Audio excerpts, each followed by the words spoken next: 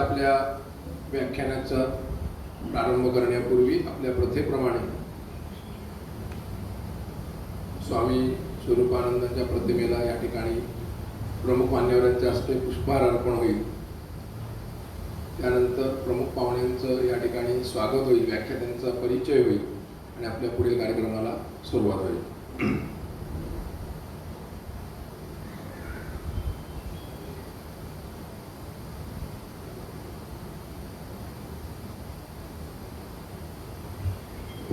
श्री स्वामी स्वरूपानंद महाराज की जय.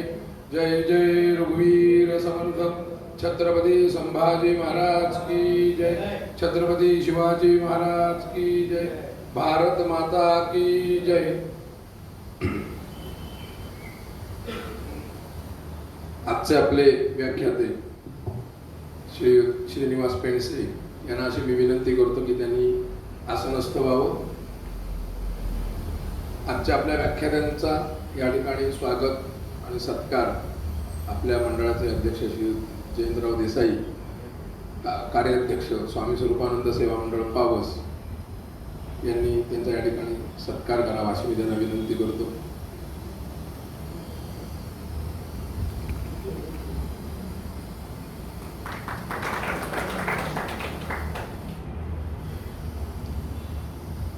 आजच्या प्रमुख व्याख्यानांच्या सूचनेनुसार तरी मला अगोदर सांगितलं माझा कोणताही परिचय देण्यात येऊ नये, पण कसं आहे आपली जी एक परंपरा आहे त्या परंपरेला छेद देऊन पुढे न जाता अगदी थोडक्यामध्ये अल्प असा परिचय मी त्यांचा करून देतो. त्यांचं संपूर्ण नाव आहे श्री श्रीनिवास दिनकर पेंडसे. ते संगमेश्वर या ठिकाणी राहतात, त्यांचं वास्तव्य त्या ठिकाणी असतं आणि छत्रपती शिवाजी महाराज, छत्रपती संभाजी महाराज किंवा रामायण महाभारतातील व्यक्तिरेखा, आध्यात्मिक, गीता किंवा अन्य अशा अनेक विषयांवरती त्यांचं प्रभुत्व आहे. आत्ता येणाऱ्या गुढीपाडव्याला 2 एप्रिल 2022 गुढीपाडवा चैत्र शुद्ध प्रतिपदा त्याच्या अगोदरचा म्हणजे आदला दिवस फाल्गुन वद्य अमावास्या हा दिवस संभाजी महाराज बलिदान दिन म्हणून साजरा केला जातो. त्यांचं स्मरण केलं जातं, कारण औरंगजेबाने मुहूर्त काढून संभाजीराजांना संपवलं होतं आणि त्यांचं स्मरण, पुण्यस्मरण कुठेतरी या ठिकाणी व्हावं. आणि आता तर आपण स्वतंत्र भारताचा अमृत महोत्सव साजरा करतोय, तर हे पुण्यस्मरण आपल्या सगळ्यांच्या स्मरणात राहावं, आपण त्यातनं काहीतरी शोधबोध घ्यावा या दृष्टिकोनातून आपण श्रीनिवास पेंडसे यांचं या ठिकाणी व्याख्यान आयोजित केलेलं आहे. ते स्वतः MA इतिहास, MA मराठी याच्यातून मास्टर डिग्री घेतलेले आहेत आणि अन्य विषयांचाही अभ्यास त्यांचा आहे. त्यांचा व्यासंग व्याप्ती खूप आहे, कारण इथली प्रवचनं झाल्यानंतर पुढे जवळपास 15 दिवस त्यांचा महाराष्ट्र दौरा वेगवेगळ्या ठिकाणी प्रवचनाचे कार्यक्रम सुरू आहेत. पण त्यातूनही त्यांनी वेळ काढून ते या ठिकाणी आले, त्याबद्दल त्यांना आभार नाही व्यक्त करणार मी, पण किमान आम्ही मंडळाच्या वतीने ऋणनिर्देश करतो आणि अधिक वेळ न घेता त्यांचं या ठिकाणी स्वागत करतो सर्वांच्या वतीने आणि त्यांना अशी विनंती करतो की त्यांनी आपल्या व्याख्यानाला प्रारंभ करावा.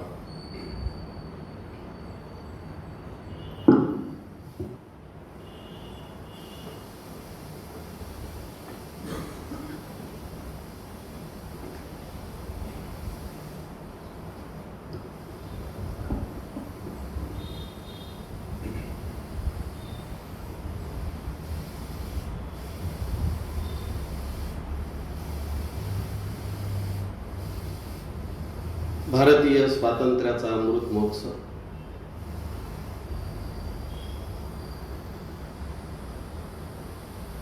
ऑगस्ट 47 ला देशाला स्वातंत्र्य मिळालं.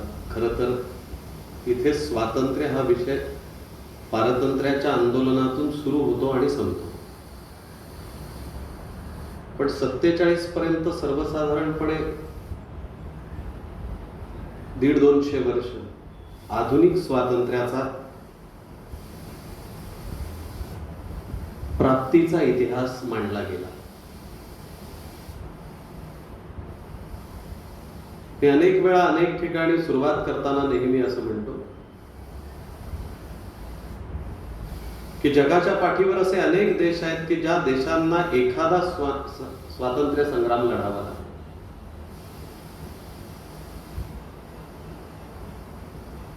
काही विशिष्ट देश असे आहेत की त्यांना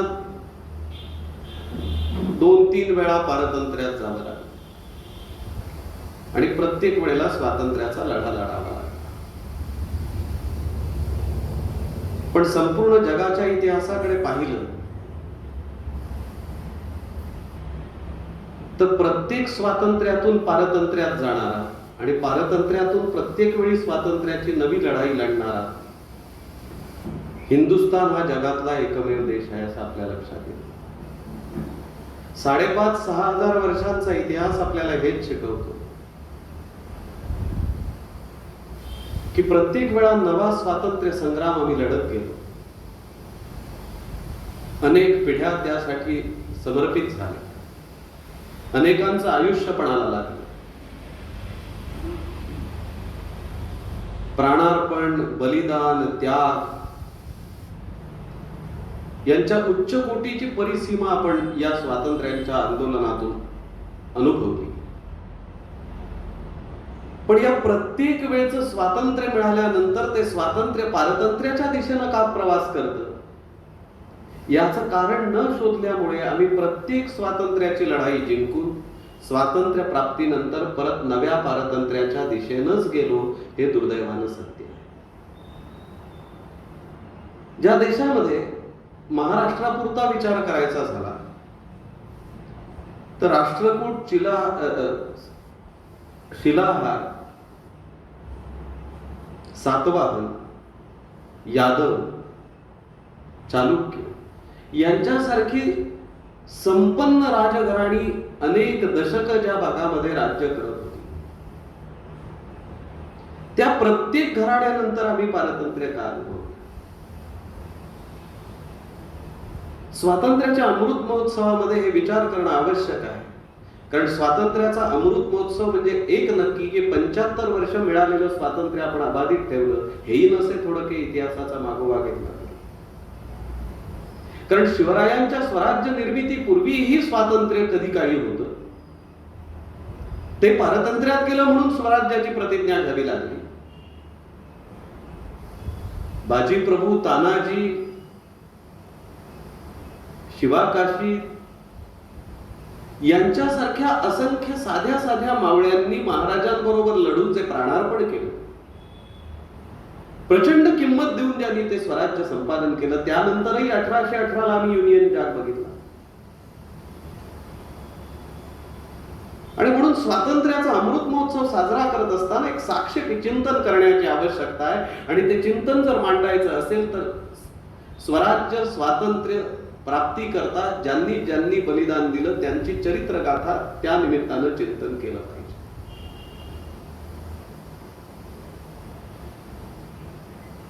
अल्लाउद्दीन खिलजी आक्रमण करत होता त्यावेळी ज्ञानेश्वर महाराज समाधीस्थ होते. एक दुर्दैवी योगायोग.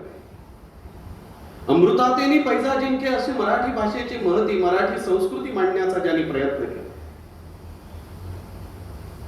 कृष्णावतारामध्ये नुसता कृष्ण जन्माच्या दिवशी जन्म घेऊन ते थांबले नाहीत, तर कृष्णाने जे उपनिषदांचं ज्ञान भगवद्गीतेच्या रूपानं गीतोपनिषद नावाने पुढे आणलं ते सामान्य माणसाला समजावं, त्याच्या भाषेत मांडता यावं म्हणून ज्ञानेश्वरीची रचना त्यांनी केली. भावार्थ दीपिकेची रचना त्यांनी केली.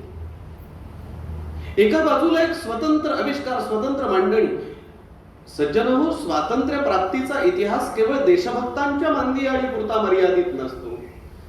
स्वातंत्र्य मिळावं याकरता मानसिक गुलामगिरी झडकून देण्याकरता, मानसिक मशागत करण्याकरता विचारांची शेती करणं आवश्यक असतं. आणि ही वैचारिक शेती ज्याच्यातून स्वातंत्र्याचं पीक घेता येऊ शकेल ही संतांच्या मानदियाळी गेली.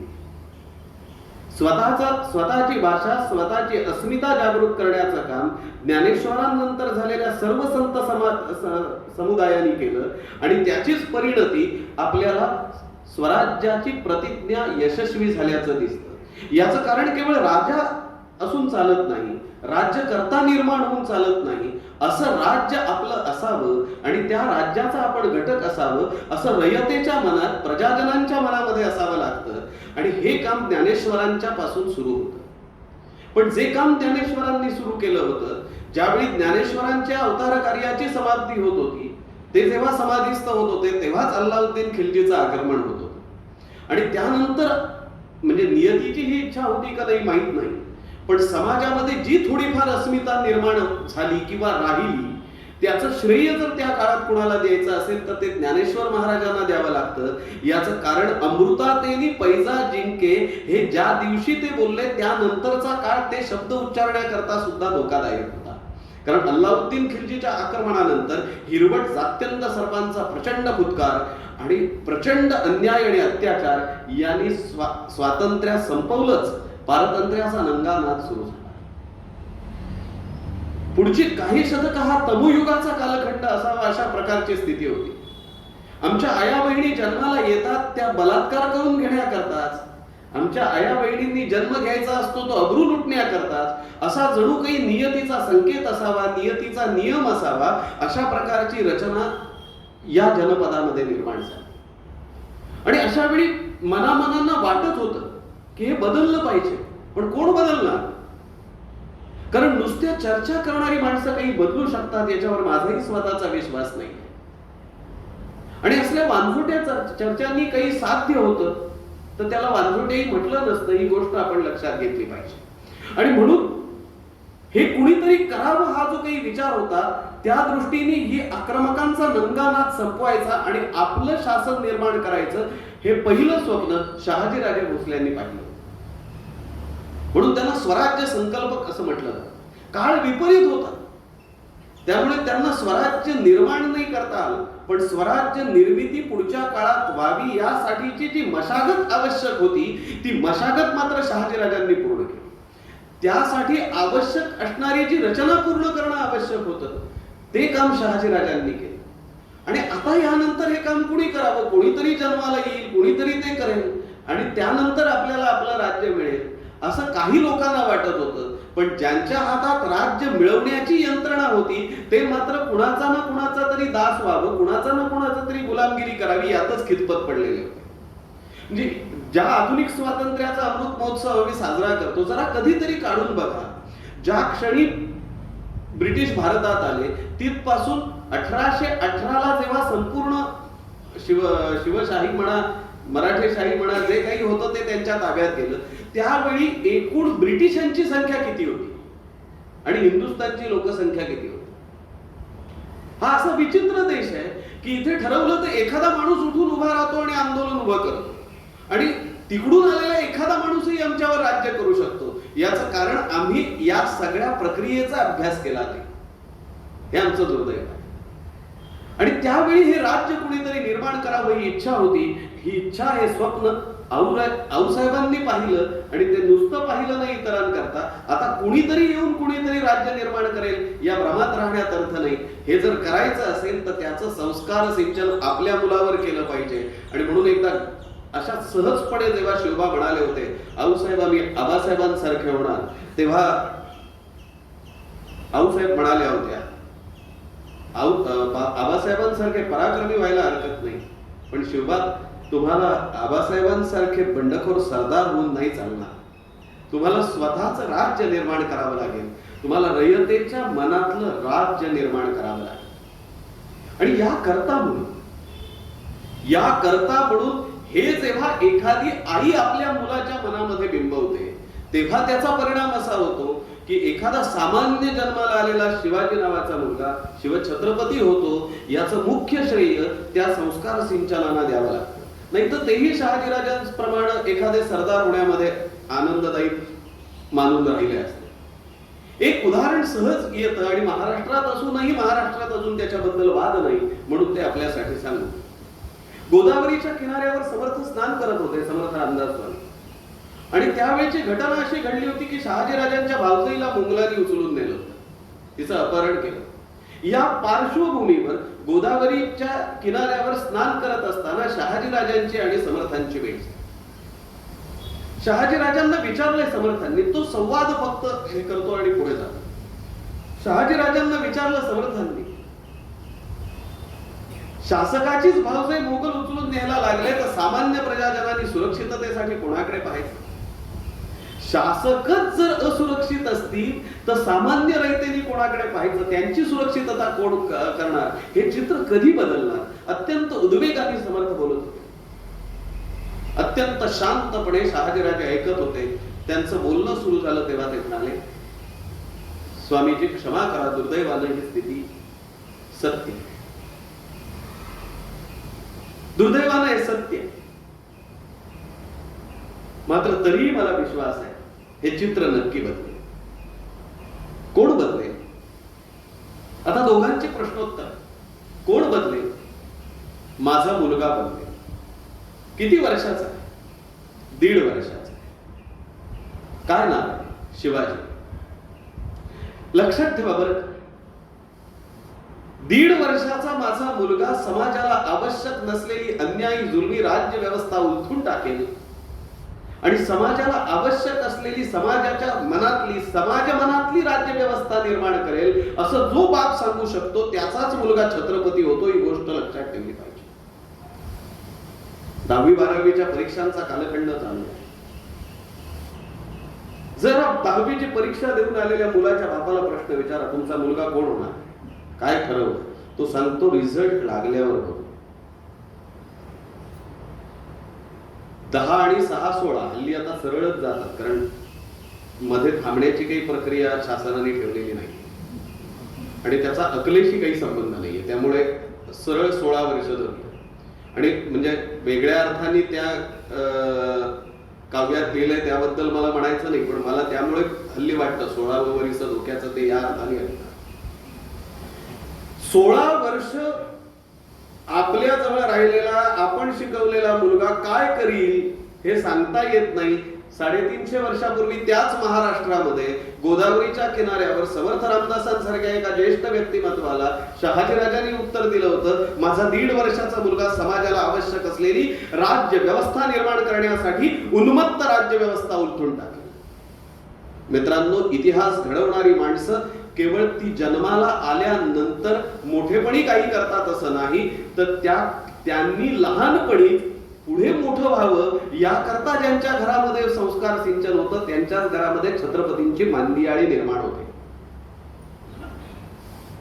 आणि म्हणून मला असं नेहमी वाटतं की या देशाला खरंच शिवरायांची, संभाजीराजांची गरज आहेच, परंतु त्याही पेक्षा गरज आहे ते इथे जिजाऊ जन्माला येण्याची. ज्या दिवशी जिजाऊला असं वाटेल की माझा मुलगा हा राज्यकर्ता झाला पाहिजे, समाज मनाचा राज्यकर्ता झाला पाहिजे, तेव्हा इथे एक शिवाजी नाही तर छत्रपतींची मांदियाळी होते. अटकेपर्यंत झेंडा फडकतो आणि त्यानंतर अनेक वर्ष त्याच्या गाथा पराक्रमाच्या सांगता येतात असा इतिहास निर्माण होतो. आम्ही नालायक आहोत म्हणून आम्ही ते टिकवू शकत नाही, म्हणून 1818 ला युनियन जॅक बघावा लागतो. हा भाग वेगळा आहे. शहाजीराजांचे ते शब्द कधी संपले नाहीत, फुकट गेले नाहीत, खोटे ठरले नाहीत. इसवी सन 1645 रोहिडेश्वराच्या मंदिरामध्ये 16-17 मावळ्यांच्या उपस्थितीमध्ये शिवबानी स्वराज्य निर्मितीची प्रतिज्ञा केली. मुळामध्ये आपल्या आयुष्यामध्ये कधीतरी आपल्या मुलांना घेऊन त्या रोहिडेश्वराच्या मंदिरामध्ये जाऊन घ्या. रोहिडेश्वराचं मंदिर हे पर्यटनाचं केंद्र नाहीये, पण ते एवढ्या करता जाऊन आलं पाहिजे की या रोहिड्याच्या डोंगरामध्ये असलेल्या त्या एका छोट्या मंदिरामध्ये कदाचित 18वा माणूस जर महाराजांसोबत किंवा शिवबांसोबत आला असता तर शिवबांना किंवा त्या नवीन आलेल्या 18व्या माणसाला बाहेर उभं राहावं लागलं असतं. एवढा छोटा गाभारा आहे. आणि म्हणून 17व्या शतकाच्या आरंभात जो अनाचार अत्याचार माजला होता त्याला छेद देण्याकरता शिवबा नावाच्या एका व्रतस्थ व्यक्तिमत्वानं केलेली ती प्रतिज्ञा 17 लोकांच्या उपस्थितीमध्ये स्वराज्य निर्माण करण्याचा एका अर्थाने मांडलेला खेळ 17वं शतक हादरवून गेला. आणि म्हणून गर्दीच्या उपस्थितीत होणारे अनेक कार्यक्रम पुढे यशस्वी होतात असं नाही. निष्ठा असणारी 4च माणसं असली आणि त्यांनी काही निष्ठापूर्वक काम सुरू केलं तर ते पाहण्याकरता नंतर गर्दी निर्माण होते. हा इतिहास. आणि लक्षात ठेवलं पाहिजे, रोहिड्याच्या डोंगरावरची प्रतिज्ञा केली ती अमावास्येच्या दिवशी. ज्याला प्रतिपश्चंद्र लेखे व वर्धिष्ठू विश्ववंदिता शाहसिनो शिवशैषा मुद्रा भद्राय राजते, अशा प्रकारची राजमुद्रा निर्माण करायची असते. त्या राजमुद्रेशी इमान राखून काम करायचं असतं. प्रतिपदेच्या चंद्राप्रमाणे कलेकलेनं वाढत जाणारं स्वराज्य ज्याला निर्माण करायचं असतं, त्याला अमावास्येच्या काळ्या कुट्ट अंधाराला घाबरून चालत नाही. किंबहुना त्या अमावास्येच्या काळ्या कुट्ट अंधाराचाच फायदा घेऊन त्याला प्रतिपदेच्या चंद्राचं बीजारोपण करावं लागतं. आणि हे शिकवण तिथे देणार, कारण आजही अमावास्येच्या डोंगरामध्ये अमावास्येच्या रात्री कधीतरी त्या मंदिरामध्ये जाऊन या, आपल्याला कळेल आज ही परिस्थिती आहे. 1645 ला ते जेव्हा तिथे गेले असतील तेव्हा अंगावर शहारे येतात की त्यावेळेला असलेल्या परिस्थितीमध्ये त्यांनी जे ठरवलं ती तिथी ती वेळ हेच भयानक होतं. पुढे स्वराज्य निर्माण करणं हा फारच मोठा विषय. कारण अशी प्रतिज्ञा झाली, हे आदिलशहानी नाही कळवलं, हे निजामशहानी नाही कळवलं, बिदरशाहीनं नाही कळवलं, कुतुबशाहीनं कळवलं नाही, औरंगजेबाने कळवलं नाही, आमच्याच मावळ प्रांतातल्या लोकांनी या सगळ्या लोकांना त्याच्या बातम्या जाऊन सांगितल्या. आता आपल्या लक्षात येईल की आमचं स्वातंत्र्य आम्ही का राखू शकत नाही. बाहेरून येणाऱ्या शत्रूंना आम्ही हजारो वेळा घालवू शकतो, हा या देशाचा इतिहास आहे. इतक्या वेळा आम्ही स्वातंत्र्याची आंदोलनं लढलोय, स्वराज्याची आंदोलनं लढलोय, पण आम्ही एका आंदोलनामध्ये अजूनही यशस्वी होत नाही. हे वारंवार पारतंत्र्यामध्ये जायला लागणारं जे कारण आहे, आमच्यातली आपसातली दुही ती संपुष्टात आणण्याचं औषध मात्र अजूनपर्यंत आपल्याला सापडलं. 1645 ला स्वराज्याची प्रतिज्ञा झाली, एका अमावास्येला स्वराज्याची सुरुवात झाली आणि एका अमावास्येला दुसऱ्या छत्रपतींची अखेर. हाही एक विलक्षण योग आहे. स्वराज्य आकार घेतो, आपापल्या तपश्चर्येप्रमाणे ते वाढत. आज परदेशातनं लोक येऊन आमच्यावर आक्रमण करतात, हा इतिहास आहे. हे असलं तरी त्याच्याही शिवरायांच्या काळातही आजच्या कझाकिस्तानामधनं आलेले खान स्वराज्यावर आक्रमण करत होते, हाही इतिहास. ते सगळेच एतद्देशीय होते असे नाही, पण एतद्देशीय लोकांवर आक्रमण करण्याकरता सहाय्य मात्र एतद्देशीय करत होते, हा आमचा इतिहास. आणि यानंतर एक छोटे छोटे किल्ले घेत स्वराज्याची मार्गक्रमणा चालू होती, राज्य विस्तार सुरू होता. त्याचा पहिला परिपाक म्हणून आता शिवाजीचा बंदोबस्त केला नाही तर आपल्या सर्वांना धोका निर्माण होईल, हा विचार करून विजापूरच्या बडी साहेबीने, म्हणजे आदिलशहाच्या नावानी जी राज्यकारभार करत होती, तिच्या मनामध्ये आलं की हे राज्य आता संपवलं पाहिजे, नाही तर कधीतरी विजापूरला आदिलशाही होती असं लिहावं लागेल. आणि म्हणून तो इतिहास सगळ्यांना माहिती आहे, मला त्या इतिहासामध्ये जायचं नाही. अफजल खानाचं पहिलं मोठं संकट चालू आहे. लक्षात ठेवा, स्वराज्यातली जी अनेक संकट आली त्याच्यामधलं सगळ्यात मोठं संकट आत्ताच्या पर्यंत अफजल खानाचं आहे. अफजल खान महम्मद शाही हा केवळ पहार वाचवत होता एवढ्या पुरता मर्यादित नाहीये. सज्जन हो, तेव्हा शिवाजीचं राज्य ते केवढं, शिवाजी तो केवढा, अफजल खान कुठला, आदिलशाही केवढी. पण आज अफजल खान आणि शिवाजी यांची भेट होणार आहे ही बातमी लंडन टाइम्स मध्ये त्या दिवशी आलेली होती. लोक त्याची दखल घेत नव्हते, आपल्या इथले घेत होते का नाही मला माहित नाही, पण परदेशी लोकांनी त्याची दखल घेतली आहे. आणि आज प्रतापगडाच्या पायथ्याशी शिवाजी आणि अफजल खान यांची भेट होती, ही बातमी लंडन टाइम्सला आहे त्या दिवशी. तिकडे वृत्तपत्र सुरू झाली होती. लक्षात ठेवलं पाहिजे, एवढ्या मोठ्या प्रमाणावर दखल घेतलेला विषय. आणि अफजल खान हा सामान्य माणूस नाहीये. ज्यानं दख्खनचा सुभेदार असताना औरंगजेबाला किल्ल्यामध्ये कोंडून अल्लाची प्रार्थना करायला लावली होती, इतका तो भयानक आहे. येताना स्वतःच्या 64 बायकांना जवळ बोलावलं. आपण जर मेलो, म्हणजे किती खात्री होती ते बघा, आपण जर मेलो या स्वारीवर तर आपल्या 64 बिव्या दुसऱ्या बरोबर निकाल लावतील ही कल्पना सहन झाली नाही. म्हणून आपल्या 64 बायकांना यानं विहिरीमध्ये ढकलून दिलं. त्यातल्या 63 जणी बुडाल्या. 64वी जी आहे ती त्याचा मार्गदर्शक अवलिया, ज्यानं निघताना सांगितलं होतं मला तुझं धड दिसतंय, तू धड दिसत नाहीये असं बहुतेक त्याला म्हणायचं होतं. तर तुझं मस्तक मला दिसत नाही तेव्हा तू स्वारीवर जाऊ नको असलं काहीतरी त्यानं सांगितलं. त्यानंतर घेतलेला हा निर्णय. त्या मार्गदर्शक अवलिया बरोबर 64वी गेली. आजही त्या विहिरी आहेत. त्या विहिरीचं नाव आहे खूनबावडी आणि गावाचं नाव आहे अफजलपूर. 63 थडगी आजही बघायला मिळतात. असलं पुण्यकर्म करून तो इथे आला. एका वेळी एक बोकड खाऊन तो पचवत असे, त्यातलं पचवत असे हे अंडरलाईन करण्याचं वाक्य. प्रचंड राजकारण धुरंधर. आणि लक्षात ठेवा बरं का, ब्रिटिशांचं आक्रमण झाल्यानंतर ब्रिटिशांचा अभ्यास नाहीये. अफजल खानाची स्वारी जेव्हा झाली तेव्हा प्रतापगडच्या पायथ्याशी जेव्हा त्यांची भेट होत होती तेव्हा शिवाजीला मारल्यानंतर किंवा शिवाजीला मारण्याकरता जी काही रचना लावलेली होती त्या रचनेमध्ये राजापूरच्या बंदरामध्ये 1000 गलबत अफजल खानाच्या सहाय्यासाठी उभी होती. ही अफजल खानाने केलेली व्यवस्था आहे ब्रिटिशांची.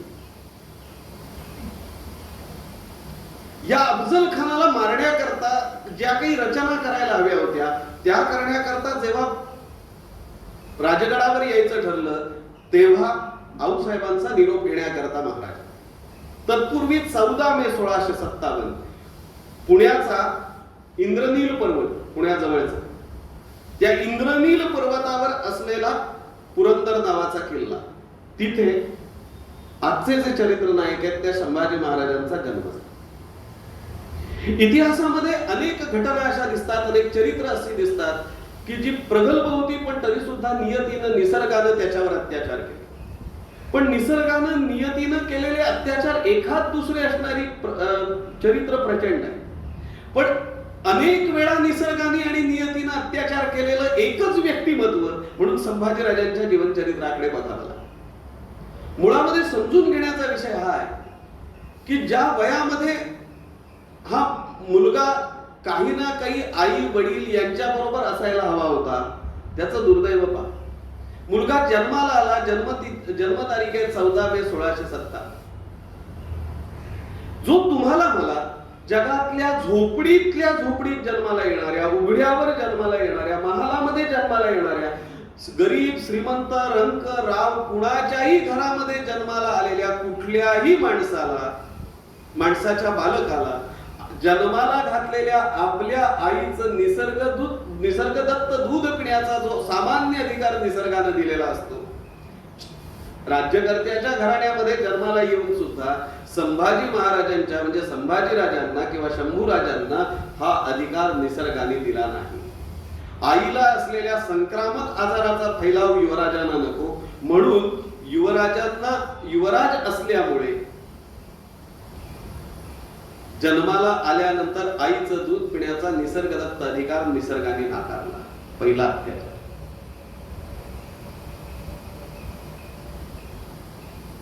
ज्या वेळेला महाराज निघणार होते त्यावेळेची परिस्थिती अशी होती की शंभू राजांची आई मातोश्री सईबाई आजारी होते.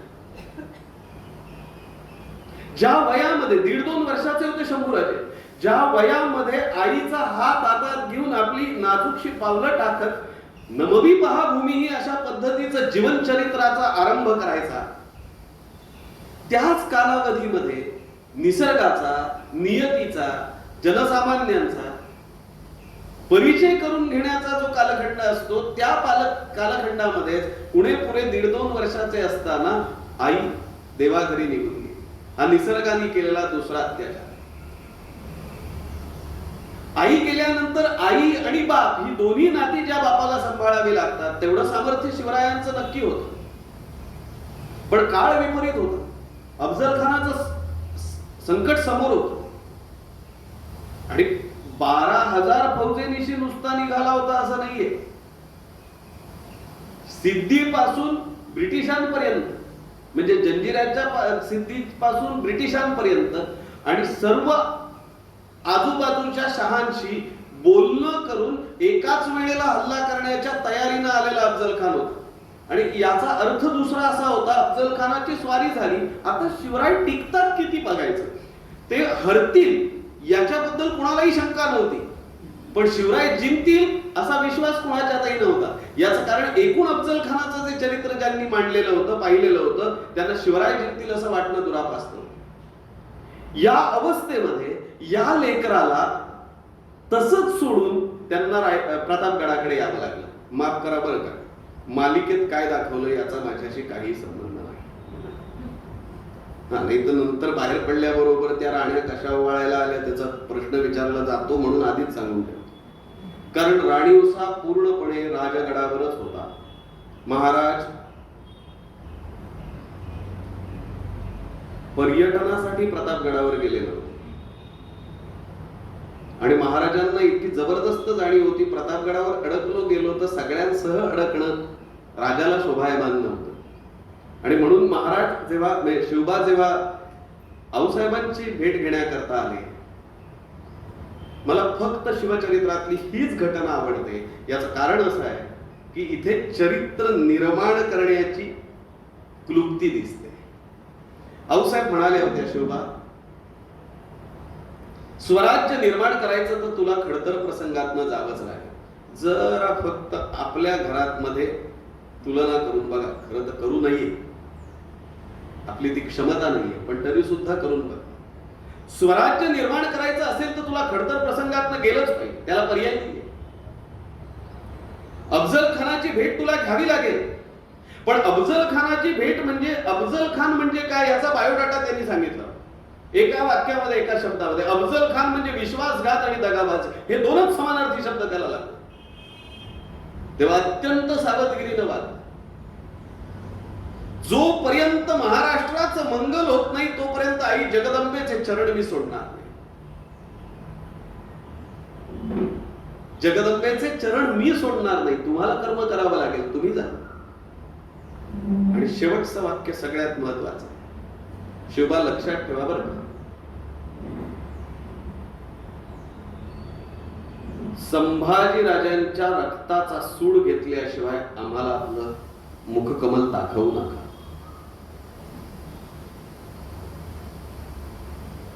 संभाजी राजांच्या रक्ताचा सूड घेतल्याशिवाय आपलं मुखकमल आम्हाला दाखवू नका. आई जगदंबा आपलं मंगल करेल. मी नेहमी विचार करतो, आम्ही काय शिकलो यात. आमची माता आजही या मानसिकतेत आली का की नुसतं परिवर्तन हवं असं म्हणून चालत नाही. ते परिवर्तन करण्याची क्षमता निर्माण करावी लागते. खरंच मी अनेक वेळा विनोदाने म्हणतो, आमची आई म्हणाली असते, जरा मित्राला पाठवून बघ म्हणजे कळेल त्याचा काय हेतू आहे. चांगला आहे असं कळलं तर तू जा. वेगळ्या गादीवर आहे म्हणून शब्द वापरत नाही. यातून फक्त लोकसंख्येमधली वाढ दिसते. बरं, मर्दांगीचा इतिहास हवा असेल तर मर्द निर्माण करावे लागतात. आणि ते असे सुखासुखी होत नाही. जन्माला येणारे सगळेच तुमच्या माझ्यासारखे येतात, त्यांच्यामध्ये ते रसायन ठासून भरावं लागतं. संभाजीच्या रक्ताचा सूड घेतल्याशिवाय आपलं मुखकमल आम्हाला दाखवू. 14 मे 1657 आजच्या चरित्र नायकाचा जन्म. 1.5-2 वर्षानंतर अफजल खानाच्या वेळेला हे काढलेले उद्गार. याचं कारण आज ज्या चरित्र नायकावर बोलणार आहे त्या संभाजीराजे भोसलेंच्या आधी याच भोसले घराण्यामध्ये 2 संभाजीराजे भोसले आहेत. आणि दोन्ही संभाजीराजे भोसलेंचा मृत्यू हा रक्तलांछित अवस्थेत आहे. एक शहाजीराजांचे भाऊ होते आणि एक शिवरायांचे मोठे भाऊ होते. या दोघांनाही रक्तलांछित अवस्थेमध्ये मृत्यू आलेला होता. आणि म्हणून माहित नाही, भोसल्यांच्या घराण्यामध्ये संभाजी नाव लावून आल्यानंतर मृत्यू शांतपणे येत नसावा असा बहुतेक इतिहासांनी ठरवून केलेला विषय असा. आणि या 2 संभाजीराजे भोसलेंचा जो रक्तलांछित मृत्यू आहे, या रक्तलांछित मृत्यूला एकाला कनकगिरीच्या वेड्यामध्ये मारला तिथे प्रत्यक्षरित्या, आणि दुसऱ्या संभाजीराजे भोसलेंसाठी अप्रत्यक्षरित्या अफजल खानच जबाबदार आहे. आणि म्हणून आऊसाहेब म्हणाल्या होत्या, राजे संभाजीच्या रक्ताचा सूड घेतल्याशिवाय आम्हाला आपलं मुखकमल दाखवू. कदाचित तिसरा संभाजी सुरक्षित व्हावा म्हणून तर नसेल माहिती. आणि मग त्यांचा निरोप घेऊन ते गेले पुढे. अफजल खानाचा कोथळा बाहेर काढला. अफजल खान वधाच्या पार्श्वभूमीवर शंभूराजे घडत होते.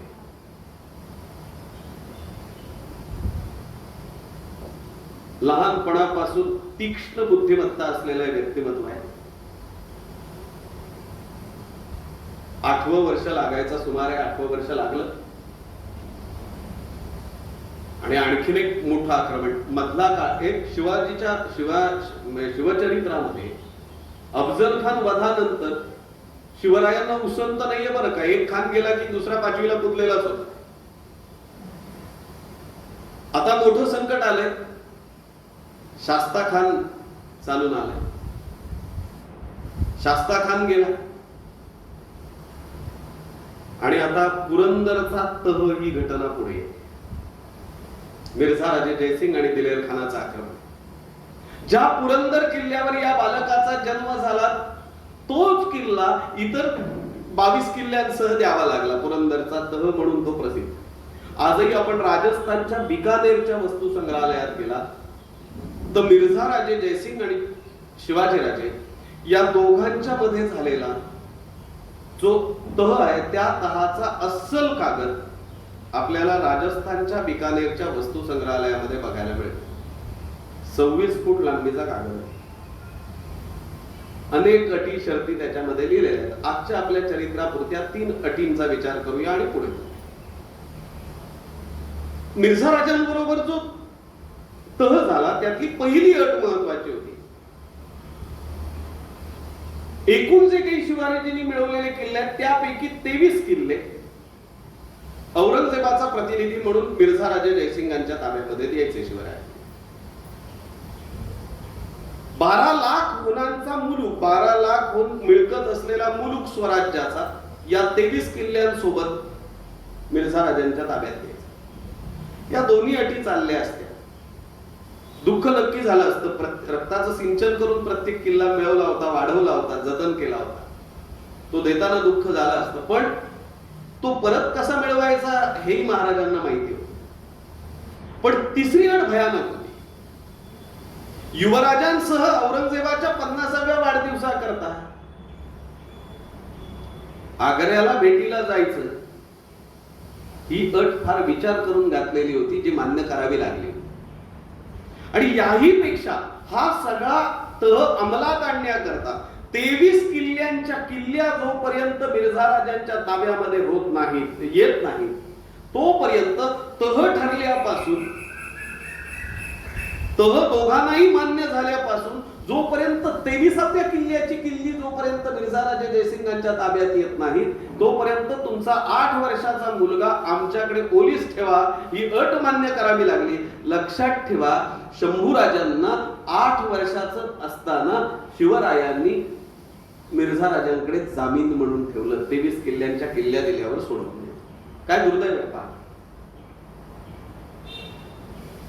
पण शिवरायांचा म्हणजे जेव्हा समर्थ असं म्हणतात की शिवरायांचा 8वा प्रताप, त्या प्रत्येक वाक्याचं ओळख इथे होते. या ती प्रत्येक घटनेतनं शिवरायांचा प्रताप लक्षात येतो. 23 किल्ले, जरा ते 23 किल्ले वेळ काढून कधीतरी महाराष्ट्राच्या नकाशात बघा. त्या 23 किल्ल्यांची स्थानं बघा. 2.25 दिवसात युवराजांना ताब्यात दिल्यापासून 2.25 दिवसाच्या आतमध्ये शिवरायांनी 23 किल्ल्यांच्या किल्ल्या मिर्झा राजांच्या ताब्यात दिल्या आणि मुलाला सोडून. आज बोलणं सोपं आहे बरं का. त्या काळामध्ये 23 ठिकाणाहून त्या किल्ल्या आणायच्या आणि त्यांच्या ताब्यात द्यायच्या आणि ते किल्ल्यांची स्थानं बघ. युवराजांना परत घेतलं आणि आता 3ऱ्या अटीची तयारी सुरू झाली. लक्षात ठेवा बरं का, महाराज जेव्हा राजगडावरून निघाले तेव्हा 4,500 पायदळ बरोबर आहे. युवराज आणि स्वतः यांच्याकरता पालखी आहे. त्या भागात जायचं तर तिथली भाषा आपल्याला माहिती पाहिजे, तिथला व्यवहार आपल्याला माहिती पाहिजे. नाही तर ते काय बोलतात ते आम्हाला कळणार नाही, आम्ही काय करतोय त्यांना कळणार नाही.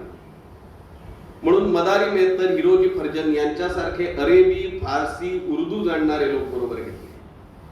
आणि ज्या दिवशी राजगडावरून पाऊल बाहेर टाकलं त्या दिवशीपासून आग्र्याला पोचले त्या आग्र्याच्या वेशीवर पोचले तो दिवस 67वा होता.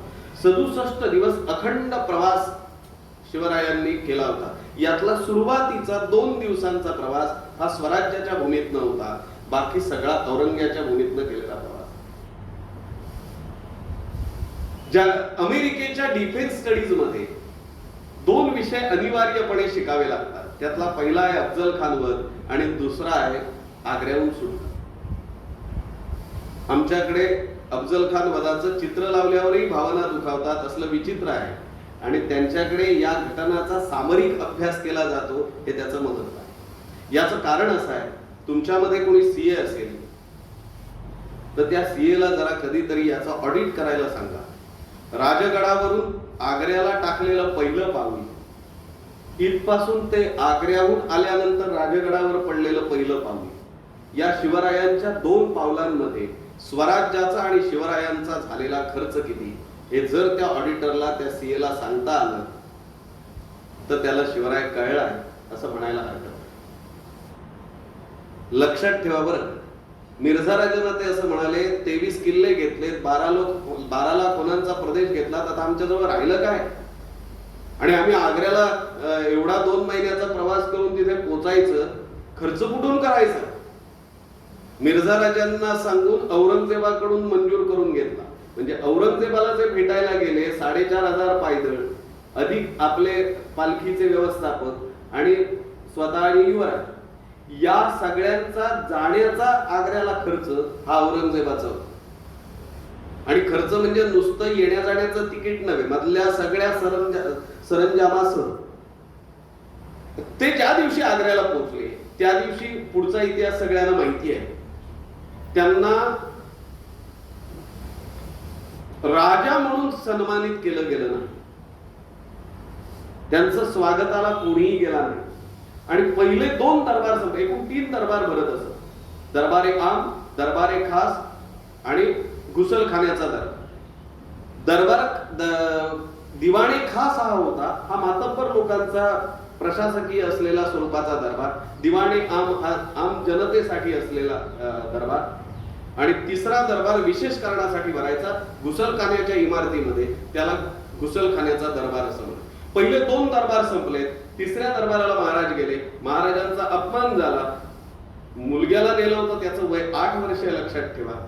तो अवमान सहन न करता औरंगजेबाला तिथल्या तिथे सुनावून त्याची निर्वत्सना करून ते आपल्या राहण्याच्या ठिकाणावर निघून आले. हे इतकं सोपं नाहीये, कारण मित्रांनो लक्षात ठेवा, औरंगजेबाकडे वर नजर करून बघितलं तर तो राष्ट्रद्रोह मानला जायचा. म्हणजे असंच बोलायचं त्याच्याशी, असं करून जर वर बघितलं तर तो राष्ट्रद्रोह. मोठ्या आवाजात बोललं तरी तो राष्ट्रद्रोह. विरोधात बोललं तर काय होत असे हे मी सांगण्याची आवश्यकता नाही, पण नुसतं बोललं तर काय आहे आणि कसं बोललं याच्यावर राष्ट्रद्रोह ठरायचा. नंतर इतके दिवस राहिले, आजारी पडले, तेव्हापासून दिल्लीमध्ये राजकीय आजारांना सुरुवात झाली. आजारी पडले, या आजारपणाचा जो सगळा औषधोपचाराचा खर्च आहे हा खर्च औरंगजेबाने केला.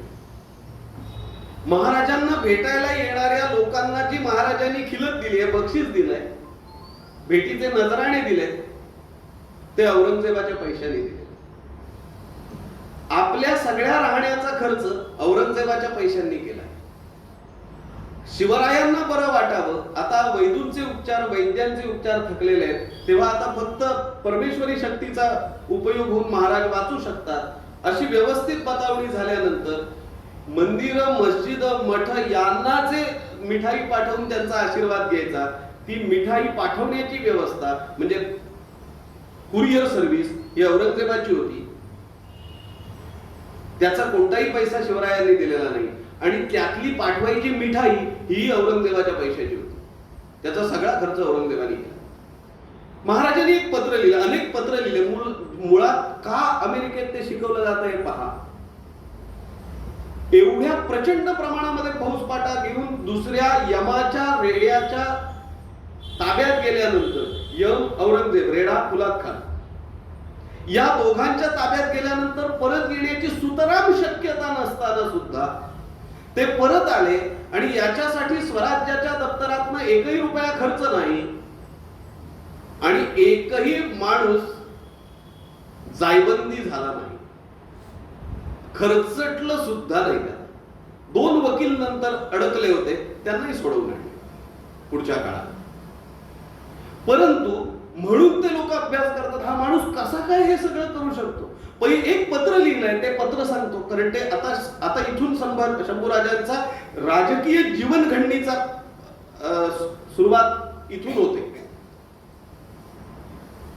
सांगितलं औरंगजेबाला 4500 पायदळ आम्ही आमच्या रक्षणाकरता इथे ठेवलंय, पण तुम्हीच आमचं रक्षण करताय. भाषा बघा पत्राची. त्यामुळे आता 4500 पायदळ ठेवून मी काय करू, ते आपल्या स्वराज्यात गेले तर बरं होईल. त्यांना परत पाठवलं तर तुमचा रोजचा जो त्यांच्यावरचा खर्च आहे तो कमी होऊन जाईल. तेव्हा त्यांना स्वराज्यात परत जायला परवानगी द्या. औरंगजेब 48 दिवस पत्र मिळाल्यापासून विचार करत होता, परवानगी देऊ का नको देऊ. याच्यात शिवाजीची काही चाल आहे, काही डाव आहे, काय होईल. तेव्हापासून महाराष्ट्रातल्या कुठल्याही पत्राला उशिरा उत्तर देण्याची पद्धत पडली. 48 दिवसानंतर औरंगजेबांनी विचार केला. म्हणजे हा विचार करायला 48 दिवस लागले, म्हणूनच शिवराय महान होते, लक्षात ठेवा. 48व्या दिवशी औरंगजेबाने विचार केला की 4500 पायदळ शिवाजी म्हणतो ते खरं आहे, मी का पोसायचं ह्याचं पायदळ. दोन फायदे होतील. एक तर पूर्णपणे 4500 त्याचे समर्थक, त्याचे सैनिक निघून गेले की शिवाजी एकटा राहील, त्याला संपवणं सोपं होईल, हा पहिला फायदा. आणि दुसरी गोष्ट, खजिन्यावरचा ताण कमी नाही का होईल. 4500 पायदळ पोसायचंय. औरंगजेबाने परवानगी दिली. फक्त मला अभ्यास करून कधीतरी सांगा, मी हा फक्त उड्या टाकत पुढे जातोय, कारण आग्र्याहून सुटका हा शिवरायांच्या आयुष्यातला जो प्रसंग आहे त्याच्यावर मी स्वतः एका वेळी 3.5 तास बोलतो. त्यामुळे वाटतो तितका मिठाईच्या पेटाऱ्यातनं बसून महाराज पळून आले हे सांगण्या इतका हा इतिहास सोपा नाही. लक्षात ठेवलं पाहिजे. एक फक्त मला कधीतरी काढून सांगा, आपला राजा परत येण्याची शक्यता नाही. तो औरंगजेब नावाच्या कराल मृत्यूच्या दाढेत सापडलेला आहे. त्याचा मुलगाही परत येण्याची शक्यता नाही. आता तो एकाकी आहे हे माहीत असून सुद्धा सीसीटीव्ही वॉच नाही, मुकादम नाही, काहीही नाही. खरं तर उत्तरदायित्वच नाही, कारण उत्तरदायित्व मागणारा जिवंत परत येईल याची शक्यता नाही. असं असताना आग्र्याच्या वेशीवरून निघालेलं 4500 पायदळ स्वराज्याच्या भूमीत कधी पोहोचलं हे जर तुम्हाला कळलं ना, तर शिवरायांचं स्वराज्य 1674 ला राज्याभिषेकाने समर्थ का झालं याचं उत्तर एका वाक्यात मिळून जातं मित्रांनो. लक्षात ठेवा, संपूर्ण इतिहासामध्ये ती तारीख तोपर्यंत मिळत नाही जोपर्यंत राजगडावर यशस्वीरित्या महाराज परत येत नाही. जेव्हा महाराज स्वराज्याच्या भूमीमध्ये दाखल झाले तेव्हाच अगोदर निसटून आलेलं 4500 पायदळ स्वराज्याच्या भूमीत आलं. ते 4500 पायदळ वाटेमध्ये काय करत होतं मित्रांनो, महाराज जेव्हा निघून येतील तेव्हा त्यांना ओढा असेल, नाला असेल, नदी असेल तर तिथे नाव लागेल, ती नाव घेत होतं. तो नाव वलवण्याचं शिक्षण घेऊन नावाडी होत होतं. महाराजांना जर काही आयत्या वेळेची व्यवस्था निर्माण करून द्यायची असेल तर त्याची तयारी 4500 पायदळ करत होतं. मित्रांनो, स्वतःच्या राज्य निर्मितीचा हा संपूर्ण प्रवास आहे. राज्य केवळ राजाच्या मनात असतं म्हणून निर्माण होत नाही, राजा राज्य करतो म्हणून ते मोठं होत नाही. तर तो राजा आपला विश्वासाने परत येईल हा विश्वास जेव्हा समाजाच्या सामान्य जनाच्या मनामध्ये असतो आणि त्या विश्वासाला तडा न लावू देता जेव्हा ते कार्यक्षम असतात, ते कर्तव्य चतुर असतात, तेव्हा स्वराज्याच्या अधिपतीचा राज्याभिषेक पुढच्या काळात होतो. कुणी कुणाला विचारलं नाही तरीही हे 4500 पायदळ काम करत राहील. औरंगजेब खुश झाला. शिवाजी नावाच्या वाघाचे नख आणि दात काढून टाकले. 4500 पायदळ निघून गेले. त्याला माहित नव्हतं महाराज सुटायला हवा असतील तर 4500 पायदळ ही महाराजांची अडचण होती. महाराजांनी ती अलगद बाजूला केली. आणि लक्षात ठेवा, शिवचरित्रातनं शिकायचं काय हे आम्हाला कधीतरी कळलं पाहिजे. अफजल खानाला मारल्यानंतर त्यामध्ये योगदान देणाऱ्या सगळ्यांचा जेव्हा सत्कार शिवाजींनी केला होता ना, तो सत्कार समारंभ जरा काढून बघा. त्याच्यामध्ये संभाजी कावतीला गळ्यातला कंठा घातलाय आणि विवर्षण दिलंय, पदावनत केलं. इथे महाराज कळतात बरं. अफजल खानाचं मुंडकं भाल्यात अडकवून आऊसाहेबांना दाखवायला गेलास ना, मोठं काम केलंस, त्याच्याकरता गळ्यातला कंठा. पण प्रमोशन द्यायला हवं होतं ना, रिव्हर्शन दिलंय, पदावनत केलंय. पण संभाजी, तुला दिलेलं जे नेमून काम होतं ते विसरून जोशामध्ये निघून गेलास. आमचं काय होईल याचा विचार केलास नाही, दिलेलं काम विसरलास. दिलेलं काम विसरलास, कर्तव्यात कसूर केलीच म्हणून पदावनत. आणि आऊसाहेबांना दाखवलंच गळ्यातला कंटा. विचार करत होते काय औरंगजेबाला कसा बनवायचा. लक्षात ठेवा बरं का, शास्ता खान जेव्हा लाल मालामध्ये ठिय्या मांडून बसला होता तेव्हा सगळे लोक येऊन सांगत होते महाराज शांत होते, ते असं करतोय तसं करतोय, ह्याला काढून टाकलं, त्याच्यावर अत्याचार केले, बाया बापड्यानं उचलून आणतोय, गुराढोरांना मारतोय, नानाविध तरा सांगत होते. बहिर्जींनी सगळा वृत्तांत सांगितल्यानंतर एकदाच एक वाक्य शेवटचं बोलले, महाराज आता मात्र हद्द झाली बरं. बागकाम करणारा आपला माळी सोडून सगळ्यांना काढून टाकलं कामावर. आपले जे सगळे लोक होते त्यांना लाल मालाच्या काढून टाकलं. एवढं ऐकलं आणि महाराजांनी टाळी वाजवली. बहिर्जी सगळ्यांना काढून टाकलं, हो सगळ्यांना काढून टाकलं. बागकाम करणारा माळी अजूनही आहे. आपलं काम झालं, शाहिस्ता संपलं. बहिर्जी आता तुमचं काम सुरू होतं, त्या माळ्यापर्यंत पोहोचा आणि त्या माळ्याला फक्त आमचा निरोप सांगा. आम्ही जेव्हा येऊ तेव्हा शास्ता कुठे असेल ते आम्हाला कळलं पाहिजे. तो जिथे असेल तिथे शिडी लावून ठेवा, एवढा आमचा निरोप सांगा. लक्षात ठेवा, अनेक निराशाजनक वार्ता आल्यानंतर खचून जातो तो शिवाजी असू शकत नाही. लक्षात ठेवा, एखाद्या मिणमिणत्या प्रकाशाची संधी दिसल्यानंतर त्या संधीचा फायदा घेऊन जो प्रकाशाची वाट निर्माण करतो त्याला शिवतीर्थ असं म्हणतात, त्याला शिवाजी असं म्हणतात. तीच वाट ते पाहत होते आणि लक्षात आलं शिवाजी राजांना भेटायला येणाऱ्या प्रत्येकाला तपासून परवानगी बघूनच आत पाठवलं जात आहे. महाराजांकडून बाहेर जाताना सुद्धा तपासून परवानगी घेऊनच बाहेर पाठवलं जात आहे.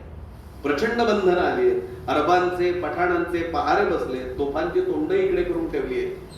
पण औरंगजेबाने केलेली एक चूक औरंगजेब न करता तर कदाचित महाराज स्वराज्यात येऊ शकले नाही.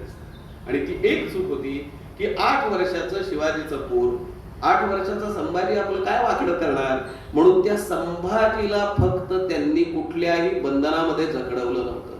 महाराज म्हणले हेच माझं हत्यार आहे, शत्रूची जी चूक ते माझं हत्यार. आणि म्हणून प्रत्येक वेळेला वापरलेलं हत्यार वेगळं आहे. वाघनखं एकदाच वापरली, नंतर नाही. बोट एकदाच तोडली, परत बोटांवर गेले. प्रत्येक वेळी नियोजन वेगळं, त्याची यशस्वी अंमलबजावणी हे त्याचं जिंकण्याचं सूत्र होतं. शंभू बाहेर फिरायला जाशील तेव्हा आग्र्याहून दख्खनच्या दिशेनं जाणाऱ्या वाटा फक्त बघून येत जा बरं.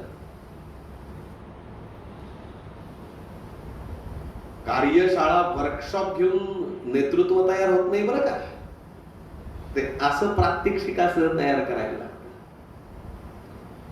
शंभू या आग्र्याच्या वेशीवर आपल्या मावळातला कुंभार, त्याला फक्त आमची अंगठी दाखव, मुद्रा दाखव. आग्र्याला जाणाऱ्या शिवबांना माहिती होतं बरं का आपल्या मावळ्यातला एक कुंभार तिथे धंदा करतो. त्यांना फक्त अंगठी दाखव, बाकी काही बोलू नकोस बरं. त्याचा चेहरा वाचून परत ये. त्याला आनंद होतोय, भीती वाटते का, दुःख वाटतंय का, तो औरंगजेबाला मिळालेला आहे काहीतरी मागमूस सापडेल तो घेऊन ये. दुसऱ्या दिवशी त्याला सांगितलं गाढवं विकत घे. छोट्या शंभूने प्रश्न विचारला, आवासाहेब गाढवं कशा करतात? बाबा असं महाराज म्हणाले नाही, पण ते असं म्हणाले असतील असं मला वाटतं. शहाण्यांचं डोकं जिथे चालत नाही तिथे गाढवच लागतात. आबासाहेब गाढवं कशा करतात? लक्षात ठेवा बरं का, गाढवाचे 3 महत्वाचे गुण आहेत. पहिला, गाढव उकिरड्यावर राहतं, उकिरड्यावरच खातं. पण माणसाला जमत नाही तो एक गुण त्यांच्या जवळ आहे. तो गाढवाचा गुण आपण जर शिकलो तर 80% आजार आपल्याला होणार नाही. गाढव उकिरड्यावर राहतं, उकिरड्यावरच खातं, पण गाढव कधीही अशुद्ध पाणी पित नाही. पाणी शुद्ध असल्याशिवाय गाढव तोंडच लावत नाही. आणि म्हणून पूर्वी सैनिकी तळात सैनिक म्हणजे जेव्हा स्वारीवर सैन्य निघायचं तेव्हा पुढे गाढवं असायची. जर थांबायचं झालं तर पहिल्यांदा ज्या नदीच्या नाल्याच्या तीरावर थांबायचं असेल तिथलं पाणी गाढवांना प्यायला लावायचं. गाढवानी जर तोंड लावलं आणि पाणी प्यायलं तर इथे तळ द्यायचा, नाहीतर ते अशुद्ध पाणी आहे तिथे आपलं काम नाही. विषप्रयोग झालेला असू शकतो, मारण्याची योजना असू शकते, पाणी शुद्ध असायला हवं. कारण पाणी शुद्ध नसेल आता इथून पुढे अशुद्ध पाण्याचे आजार पावसाळ्यापर्यंत आता सुरूच झाले. पाणी टंचाई आणि पाणी जास्त पडल्यामुळे हे आता कालावधी सुरू होईल. हा गाढवाचा पहिला उपयोग.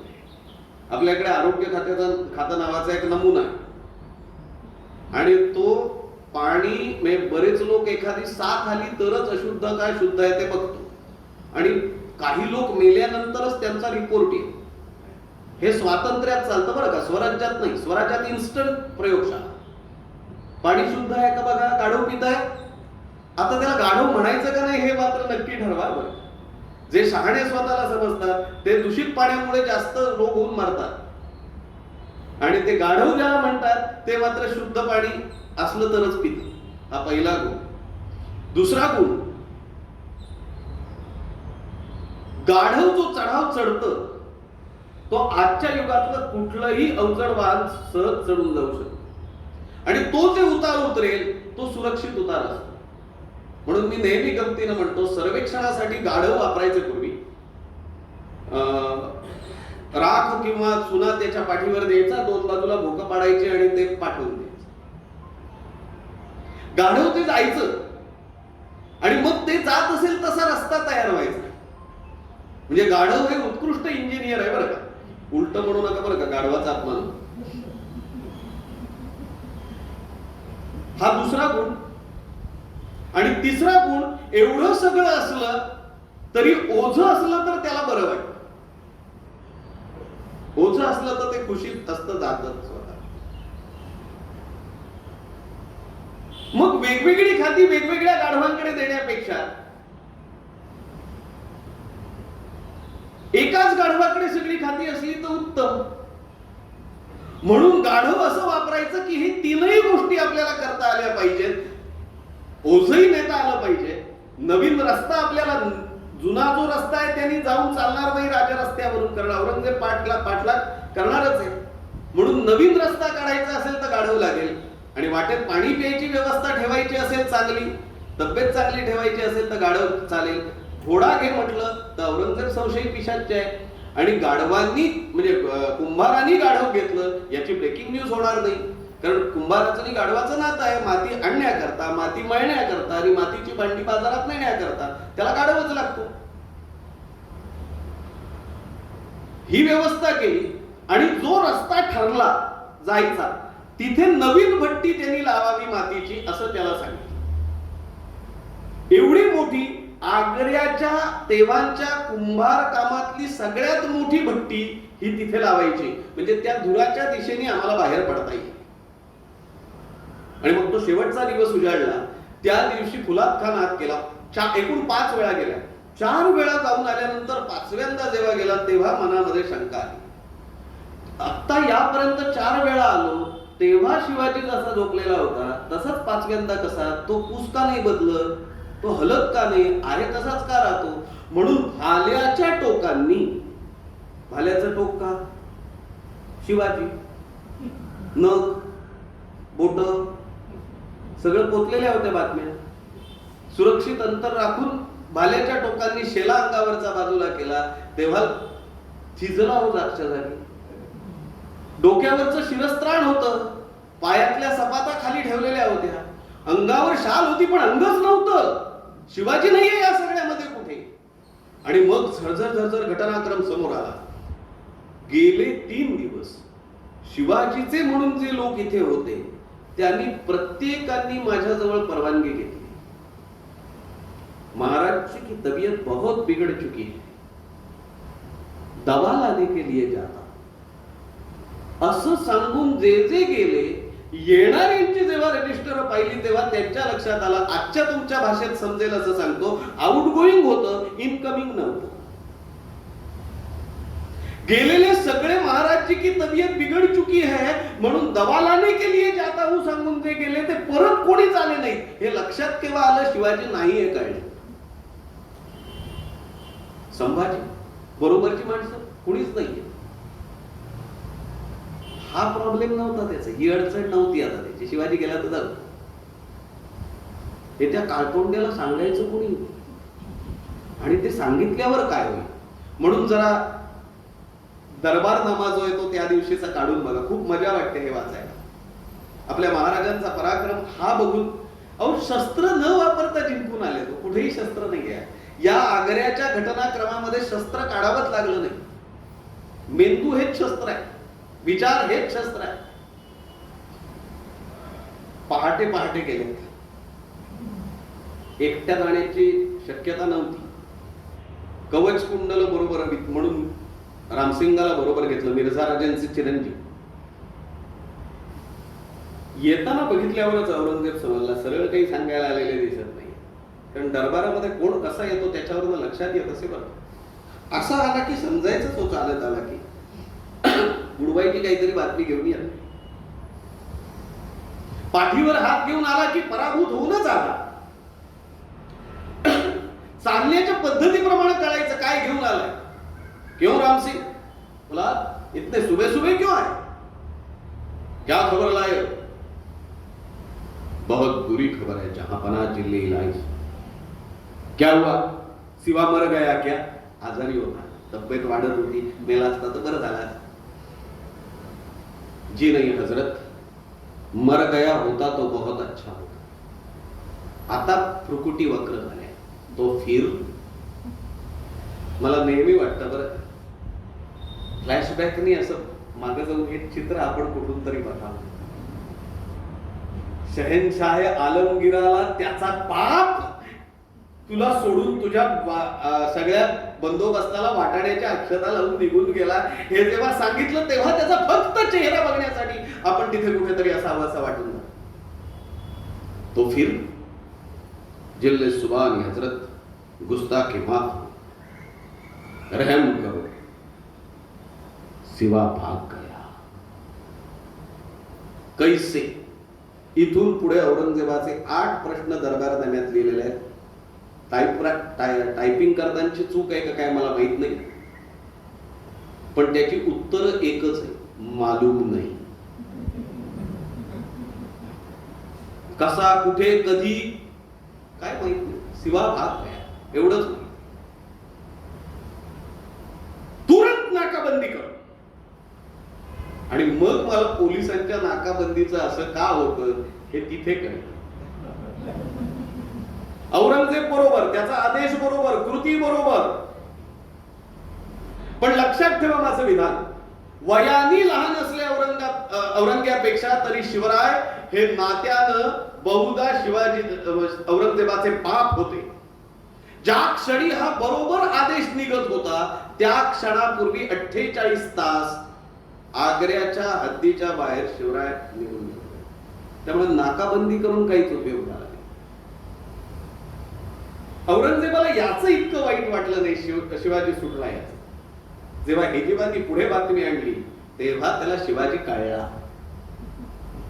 मी असं विधान केलं होतं की जेव्हा महाराज राजगडापासून आग्र्याच्या वेशीवर आले तेव्हा 68 दिवसांचा अखंड प्रवास केला होता. मित्रांनो, औरंगजेब तेव्हा हादरला, त्याला कळलं तेव्हा हेजीबांनी म्हणजे गुप्तहेरांनी सांगितलं, जेव्हा शिवा इथून निघून गेला, ज्या क्षणाला तो इथून गेला त्या क्षणापासून 25व्या दिवशी तो राजगडावर.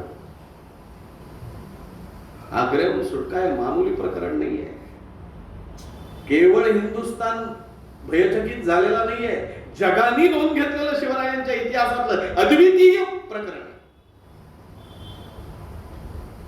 गडावर आले, नौबती वाजले, साखर वाटली जायला लागली, रणभेरी वाजल्या. साहजिकच होत, स्वराज्याचा धनी मराठी शाहीचा बाप महाराष्ट्रामध्ये परत आला, आनंद होणं स्वाभाविक होतं. आले आणि आऊसाहेबांच्या दर्शना करताय. बाकी ते नाट्यीकरण सगळं जे आहे ते बाजूला ठेवा बरं का, इतिहास नाट्यीकरण जाणत नाही. आऊसाहेबांच्या भेटीसाठी गेले. आऊसाहेबांनी नजर वर करून फक्त एकच प्रश्न विचारला, शिवराय, शिवबा, बेल भंडार उचलून शब्द दिला होता, जाताना दोघे होतात, आमच्या समोर येताना एकटेच का आला? बेल भांडार उचलून शब्द दिला होता, आऊसाहेब स्वतःचा जीव धोक्यात घालू प्रसंगी, पण बालराजांच्या जीवाला काहीही होऊ देणार नाही, हे बेल भांडार उचलून सांगितलं होतं. आज एकटेच उभे का? कारण समजे मान खाली गेली, गर्दन झुकली आणि परत प्रथमतः अगतिक झालेला स्वराज्याचा धनी आऊसाहेबांना निवेदन करायला लागला, आऊसाहेब आम्हाला क्षमा करा. औरंग्याच्या कैदेतून आम्ही दोघेही सुखरूप सुटलो, पण स्वराज्याची घोडदौड करत असताना, स्वराज्याकडे येत असताना, चढे घोड्यानिशी दौड करत असताना घोड्यावरून युवराज खाली पडले आणि आम्हाला सोडून निघून गेले. रणवेरी थांबले, साखर वाटणंही थांबलं, किल्ल्यावरचा ध्वज अर्ध्यावर. आऊसाहेब व्यथित होऊन एवढंच म्हणाले, शिवबा, शब्द देता येतो तो पाळता येत नसेल तर देता कशाला?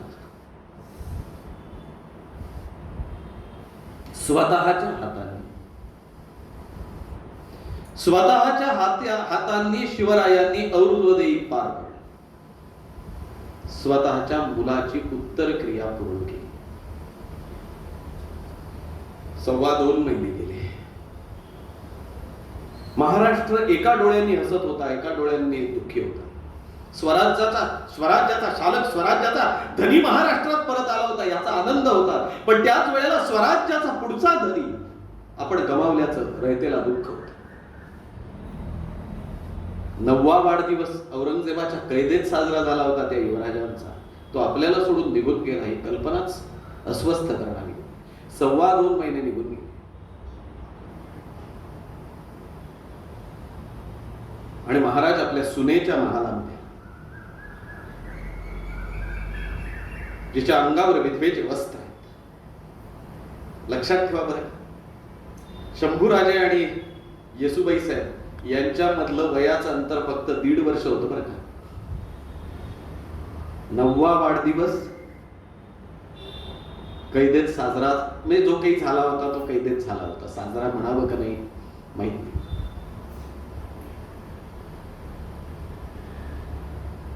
आयुष्यामध्ये शिवराय 3 जणांच्या समोर गुडघे टेकून बसले. महाराष्ट्राची आराध्य देवता असलेली भगवती जगदंबा, जिनं जन्म दिला त्या आऊसाहेब,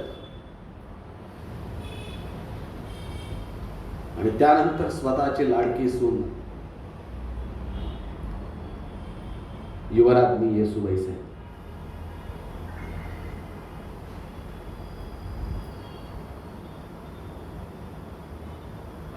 मामनजी, मुली, आम्हाला हेजिबांनी अशी बातमी दिली आहे की शंभूराजे गडाच्या पायथ्याखाली येऊन दाखल झाले. लक्षात ठेवा बरं का, 2.25 महिन्यापूर्वी महाराजांनी उत्तरक्रिया पार पाडली आहे ज्याची, त्याच्याबद्दल सांगतायत त्याच्या बायकोला.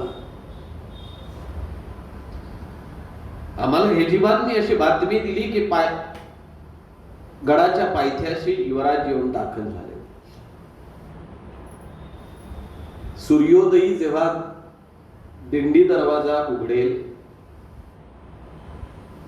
तेव्हा नवऱ्याच्या स्वागतासाठी अशा विधवेच्या वेशानं जाणार का?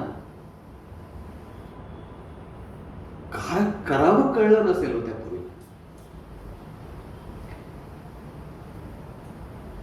आऊसाहेब आत येतात. आऊसाहेबांनी विचारलं, शिवबा, अरे तू राजा आहेस, राज्य करतायस, त्याचं काळीच कणखर हवे मान्य आहे. स्वतःच्या हाताने आपल्या पोरावर अंतिम संस्कार केलेस, पित्याचं काळीच सरकलं नाही. स्वराज्य निर्मितीच्या योगदानाचं सूत्र महाराज सांगून गेले बरं. आऊसाहेब, क्षमा करा, आम्ही पहिल्यांदा आपल्याशी खोटं बोललो, पण आम्ही हे केलं नसतं तर स्वराज्य आणि युवराज दोघी असुरक्षित राहिले असते. औरंग्या कुत्र्यासारखा पाठलाग करत राहिला असता शंभूराजांचा. आणि म्हणून नाईलाजानं आम्हाला ते करणं भाग पाडलं. आणि लक्षात ठेवा, शंभूराजे हे आमचं दुसरं पत्ते 1657. तत्पूर्वी 1645 ला एक अपत्य आम्ही स्वतःहून जन्माला घातलंय, ज्याचं नाव स्वराज्य आहे.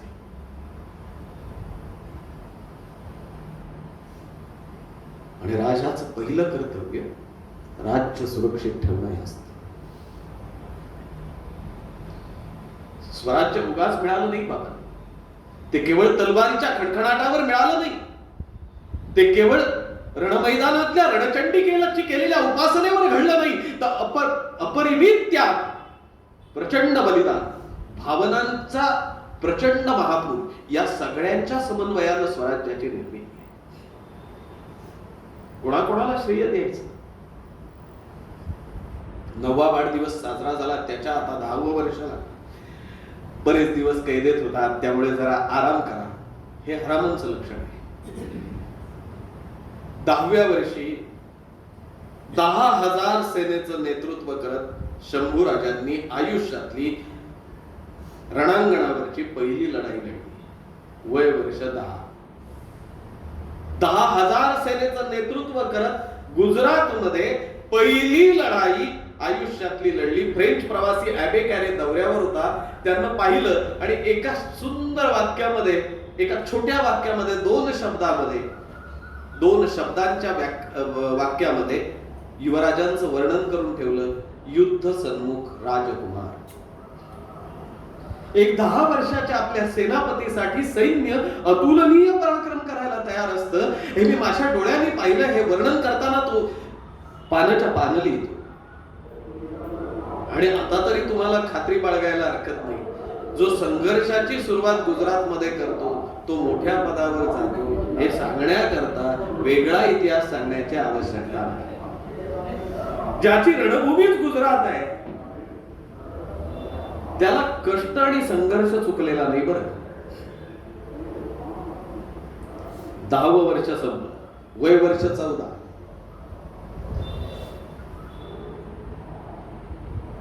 विविच्य शास्त्राणि पुरातनानाम आदाय तेभ्या खलु सोयमर्थम करोतु सद्ग्रंथ ममुं नृपाला सशंभु वर्मा बुधभूषणाख्या. वयाच्या 14व्या वर्षी 850 श्लोकांच्या संकलनाचा, राजनीतीवरचा अत्यंत उत्कृष्ट ग्रंथ शंभूराजांनी संगमेश्वर तालुक्यातल्या शृंगारपूर इथल्या वास्तव्यामध्ये सिद्ध केला. त्याच्या प्रस्तावनेमध्ये म्हटलंय वय वर्ष 14.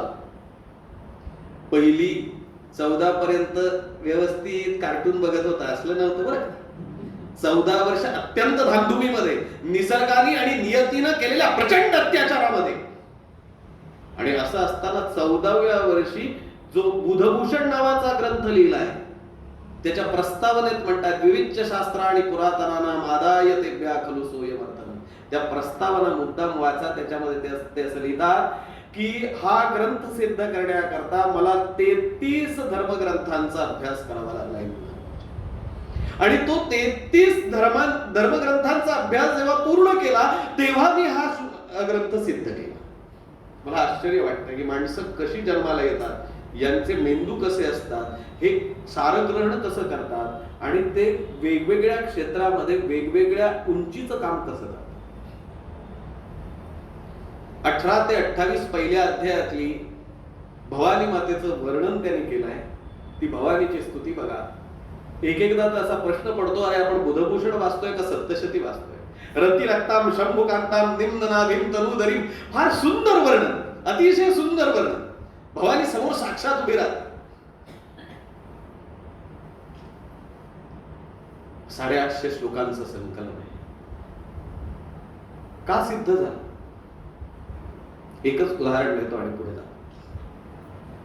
लक्षात ठेवा, येसुबाई साहेब ही निवड शिवरायांची होती बरं. माणसं पारखणं हा शिवरायांचा जबरदस्त गुण होता. शृंगारपूरचं सिंहासन लाथेरी उलथून टाकल्यानंतर जप्तीची कारवाई सुरू होती. जिन्नस मोजायचे, ताब्यात घ्यायचे, पावत्या करायचं काम चालू होतं. आणि त्यावेळेला एक छोटी परकरातली पोर तिथे बागडत होती आणि ती उत्सुकतेनं बघत होती हे काय चाललं. आणि तिच्या जेव्हा लक्षात आलं की कलाकुसर केलेल्या, अतिशय मौल्यवान असलेल्या हस्तिदंताच्या, काचेच्या, विविध प्रकारच्या धातूंच्या, अत्यंत सुबक असलेल्या काही वस्तू जप्त करणारी माणसं जी असतात ना, आधी जप्त करणाऱ्या माणसांना काळीज असून चालत नाही, त्यामुळे असेल कदाचित ती बेधडकपणे ती वस्तू ताब्यात घेतात. तेव्हा ती पोर सांगते बरं का, ती छोटी परकरी पोर आहे ती, या वस्तू अशा नसतात वापरायच्या. आजच्या तुमच्या भाषेत समजावं म्हणून सांगतो, म्हणजे एका वाक्यात कळेल. पॅकिंग कसं करावं हे ती सांगत. महाराजांनी हे पाहिलं. महाराज बाजूला उभे होते आणि हाताची इशारत झाली. हाताची इशारत झाल्याबरोबर जप्तीची कारवाई थांबली. आदेश येईल, वाचला तर, कळला तर, असली भानगड नाही. हाताची इशारत झाली, जप्तीची कारवाई थांबली आणि आदेश झाला. पिलाजीराव शिर्केंना आम्ही बोलावलंय म्हणून सांगावा झाला. पिलाजीराव आतल्या दालनात बसले होते. महाराजांसमोर येण्याची हिंमत नव्हती. पिलाजीराव रुमालात हात बांधून समोर येऊन उभे राहिले. जी महाराज. पिलाजीराव, आम्ही तुमच्यावरची जप्तीची कारवाई थांबवतो. झटकन वर नजर करून बघे. आपण बरोबर ऐकलंय, आम्ही तुमच्यावरची जप्तीची कारवाई थांबवतो. का विचारलं नाही बरं का, मनात प्रश्न आला, हिंमत नव्हती. पिलाजीराव त्याचं कारणही तसंच आहे.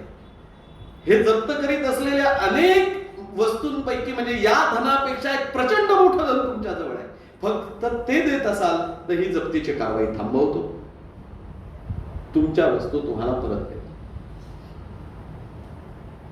जी महाराज. आम्ही स्वराज्याचे द्रोही, आम्ही राज्याचे द्रोही, आम्ही या मातीशी इमान राखलं नाही. होय पिलाजीराव, कारण तुमच्या जवळ एक अनमोल धन आहे, ते आमच्या शंभूराजांना देणार असाल, आमच्या शंभूराजांची पत्नी म्हणून तुमच्या मुलीला देत असाल तर तुमच्यावरची कारवाई थांबवतो. महाराजांचे पाय धरले हो पिलाजीरावांनी. स्वराज्याशी, राज्याशी, मराठ्यांशी, मातीशी आम्ही द्रोह केल्यानंतर महाराज आमच्याशी तुम्ही सोयरी जोडायला निघाला. श्रेय त्या मुलीला आहे बरं. मग लक्षात आपल्याला नुसता पाहणीचा आदेश होता, मुख्य घोषणा करण्याचा अधिकार हायकमांडला विचारल्याशिवाय नाही. त्यांची परवानगी कुठे? आणि शंभूराजांचं लग्न करायचं का नाही, ते ठरवायचं का नाही, लावायचं का नाही, हा अधिकार आपल्याकडे नाही. आऊसाहेबांनी शिक्कामोर्तब केल्याशिवाय हे आपल्याला करता येणार नाही. महाराजांनी नवीन एक वाक्य टाकलंय बरं का तिथे. ते असं म्हणाले, पिलाजीराव, आम्ही गडावर गेल्यावर आऊसाहेबांशी लगेच बोलून घेतो आणि तुम्हाला सांगावा धाडतो. आमच्याकडून सोयरी पक्की झाल्याचा सांगावा धाडतो. स्वराज्य का निर्माण झालं त्याचं एक उत्तर आणखी देत आहे. महाराज गडावर आले, जेव्हा आऊसाहेबांच्या महालामध्ये पाऊल टाकलंय तेव्हा आऊसाहेबांनी ते पाऊल टाकता क्षणी शिवबांना प्रश्न विचारलाय, राजे आम्हाला न सांगताच युवराजांचं लग्न ठरवून आला. पाऊल पहिलं पडत होतं ना. आमचे हेर आम्हाला बातम्या देत असतात. आपला मुलगा केवळ स्वराज्याची प्रतिज्ञा करून थांबलाय का स्वराज्य निर्मितीची प्रक्रिया अखंड करतोय हे ती माऊली सातत्यानं पाहत होती. त्याचं एक जिवंत उदाहरण आहे. आऊसाहेब आपण जरी असतात तरी आपण असंच करून आला असतात. आणि कालांतरानं युवराज्ञी येसुबाई साहेब युवराज्ञी झाल्या. युवराजांशी त्यांचा विवाह झाला. जीव आता येसुबाई झाली. मी बुधभूषणाच्या निर्मितीचं कारण सांगतो. पूर्वीच्या काळी पद्धत होती की लग्न झाल्यानंतर मुलीला स्वतःच्या इच्छेनं आंदण न्यावं लागत. स्वतःच्या इच्छेनं, तिच्या इच्छेनं न्यायचं. तुमच्या डोक्यात लगेच जो काही पुढचा मुद्दा येईल ती आपली निर्मिती आहे. हुंडावर आपले पूर्वज इतके नालायक नव्हते. आंदण म्हणून तिला काही न्यायचं असेल तर तिनं सांगावं, ते द्यावं लागत असे. बरं जीवन मागितलं असतं ते मिळालं असतं. स्वतःच्या बागा होत्या यांच्या, स्वतःचा जवाहीरखाना होता, काय वाटेल ते मिळालं असतं. हिरे माणकं रत्न काय मागत, पाऊस पडला. त्या मुलीनं काय मागितलं ते आपल्या बहिणींना, आपल्या मुलींना, आपल्या मैत्रिणींना सांगा. असं अंधण मागितलं तर बुधभूषण निर्माण करता येतो. बरं ती म्हणली होय मला अंधण हवंय. तिचं वय लक्षात घ्या त्यावेळेस. आम्हाला अंधण हवंय, पण आम्हाला रत्न हिरे माणकं यातलं कोणतंही अंधण नको. आम्हाला केशव पंडित आणि उमाजी पंडित अंधण म्हणून द्या. केशव पंडित आणि उमाजी पंडित हे त्या भागातले धर्माचे, संस्कृतचे व्यासंगी विद्वान होते. महाराजांनी अत्यंत आनंदाने ते आमदार स्वीकारले. बरं आणि याच केशव पंडित आणि उमाजी पंडितांच्या पाठशाळेमध्ये गडावरच्या युवराज्ञी आणि युवराज एकत्रपणे संस्कृतचं शिक्षण घेत होते. आणि युवराज्ञींचा अधिकार इतका मोठा होता, तो युवराज्ञी म्हणून नव्हता, तो त्यांच्या अभ्यासाचं प्रतीक म्हणून त्याने मिळवला होता. जेव्हा तो श्लोक सिद्ध होत असे तेव्हा शंभूराजांचा पहिला श्रोता येसूबाई साहेब असत. त्यांना तो श्लोक सांगितला जायचा, बरोबर वाटला, त्यांनी मान्य केला, त्यांनी तो बिनचूक आहे असं सांगितलं तर तो उतरला जायचा, लिहिला जायचा. दुरुस्ती सुचवण्याचा अधिकार होता. आणि येसूबाई साहेबांचं, येसूबाई साहेब किती मोठ्या होत्या मित्रांनो, लक्षात ठेवा बरं. शंभूराजांचं चरित्र जितकं दैदिप्यमान आहे ना, मी तुलना करत नाही, पण अनेक वेळा तो मोह होतो की येसूबाई साहेबांचं चरित्र त्याही पेक्षा दैदिप्यमान आहे. शेवट करेन तेव्हा उद्या मी बोलणार आहे त्याविषयी. लक्षात ठेवा, येसूबाई साहेबांच्या 17व्या वर्षी स्वराज्याचे कुलइख्तियार म्हणून शिवरायांनी तिला नेमलं होतं. 17व्या वर्षी, म्हणजे आजच्या भाषेत पॉवर ऑफ पॅटर्न स्वराज्याची येसूबाई साहेबांना दिले. केवळ बुधभूषण हा ग्रंथ नाही, नायिका भेद, सप्तशत आणि नखशिख हे हिंदी ब्रजभाषेतले वैराग्य, शृंगार, काव्य, नाट्य, नृत्य या विषयाला वाहिलेले 3 आणखी ग्रंथ शंभूराजांनी लिहिले. एका बाजूला एक उत्तम ग्रंथकार, एका बाजूला एक उत्तम न्यायदान करणारा न्यायवेत्ता. आपल्या वडिलांनी स्वराज्याचं जे आसेतू हिमाचल, दिल्लींद्र पदलिप्सवा असं स्वप्न पाहिलेलं आहे. ते दिल्लींद्र पदलिप्सवा होण्याचं स्वप्न साकार करण्याकरता प्रत्येक क्षण आयुष्यातला समर्पित करणारा व्यक्तिमत्व म्हणजे शंभूराज. इसवी सन 1680 हनुमान जयंती. हनुमानाच्या निष्ठेप्रमाणे स्वराज्यावर प्रेम करणारा, स्वराज्याचा निष्ठावान पायी करणारा असणारा, स्वराज्याचा शालक, स्वराज्याचा छत्रपती अनंतामध्ये विलीन झाला. स्वराज्य बुरकं झालं. लक्षात ठेवा, त्यावेळेला शंभूराजे पन्हाळगडावरही नव्हते. चुकीचं काहीतरी प्रसृत करणं सोडून दिलं पाहिजे. ते जालन्याच्या लढाईत होते. जालन्याच्या लढाईतून येताना बातमी कळली की महाराज गेले. अधिकृत बातमी कोणीही सांगितली नाही. सांडणी स्वार आला नाही, घोडेस्वार आला नाही. मराठ्यांच्या राजाचं तिसरं दुर्दैव आता नियतीनं केलेलं, जिवंतपणी 8व्या 9व्या वर्षी जिवंत असताना झालेला अंतिम संस्कार आणि नंतरचं वैशिष्ट्य म्हणजे नंतरचा केलेला नियतीचा, निसर्गाचा आणखीन अत्याचार. ज्येष्ठ पुत्र म्हणून स्वतःचा बाप मेल्यानंतर कुठल्याही सामान्य मुलाला मिळणारा जो अधिकार असतो आपल्या बापाच्या चितेला अग्नी देण्याचा, तोही अधिकार नियतीनं या व्यक्तिमत्वाला दिला नाही. जालन्याच्या लढाईतून पन्हाळ्यावर आले, पन्हाळ्यावर बातमी मिळाली, परंतु ती अधिकृत नाहीये शिवराय गेल्याची. 1674 पूर्वीचं पत्र आहे. उद्याची सगळी प्रस्तावना आज करून ठेवायची. 1674 पूर्वीचं पत्र आहे. त्या पत्रामध्ये महाराज शंभूराजे म्हणतात, आमच्या मातोश्री सोयराबाई साहेब या स्फटिकाप्रमाणे निर्मळ आहे. पत्र 1674च्या पूर्वीचं आहे. प्रचंड प्रेम होतं सोयराबाई साहेबांचं. पण 1674ला मत्सर जागृत झाला. आपण महाराणी झालो, पट्टराणीचा मान मिळाल्यानंतर युवराजाचा मान आपल्याला मिळाला नाही ही सल कुठेतरी पोहोचत होती. 74 नंतर त्या बदलल्या. 74 पर्यंत अत्यंत प्रेमळ आई म्हणून त्यांनी शंभूराजांचा सांभाळ केल्याचं स्वतः शंभूराजे लिहिलं. एक विलक्षण व्यक्तिमत्व ज्यांनी केवळ त्याग, समर्पण, बलिदान असे शब्द ज्यांच्या चरित्राकडे बघून समानार्थी असावे असं वाटतं. महाराष्ट्राच्या नव्हे तर महाराष्ट्राच्या मातीतल्या लोकांनी त्या चरित्रावर अन्याय केले. महाराष्ट्रामध्ये एकूण मराठीमध्ये 88 नाटकं संभाजीराजांच्या जीवनावर आहेत. प्रथित यश लेखकांनी लिहिलेली बरं, सटरपटल लिहिलेले आपल्याला माहित नाही. 88 नाटकं मराठीमध्ये येतात. या 88 पैकी 87 नाटकं फक्त शंभूराजांची बदनामी करण्याची सुपारी घेऊनच लिहिली गेली. 88वे जे नाटक आहे इथे शाळाला मृत्यू, त्याच्यामध्ये उल्लेख आहेत नाटकशाळा, गोदावरी वगैरे वगैरे, पण एखाद दुसऱ्या वाक्यामध्ये ते उल्लेख संपतात, तरी त्याच्यामध्ये उल्लेख आहे. मल्हारराव रामराव चिटणीस यानं संभाजी महाराजांच्या मृत्यूनंतर 122 वर्षानंतरची बखर लिहिली. त्या बखरीमध्ये पहिल्यांदा महाराजांबद्दलचे अत्यंत चुकीचे, दिशाहीन, असत्य, इतिहासाशी प्रतारणा करणारे सगळे आरोप पहिले त्या बखरीमध्ये आले 122 वर्षानंतर 1689. तोपर्यंत इतिहासाला सांगता येत नाही. महाराज व्यसनी होते, शंभूराजे स्त्रीण होते, स्त्रीलंपट होते, कुठलाही दाखला. आणि परदेशी आलेल्या कुठल्याही लोकांनी, कारण त्यांना संभाजीची बाजू घेण्याचं काहीच कारण नव्हतं. त्यांनी जे ऐकलंय, त्यांनी जे लिहिलंय, त्याच्यामध्ये त्यांनी केलेली वर्णन वाचल्यानंतर आपला ऊर अभिमानाने भरून यावा अशी स्थिती.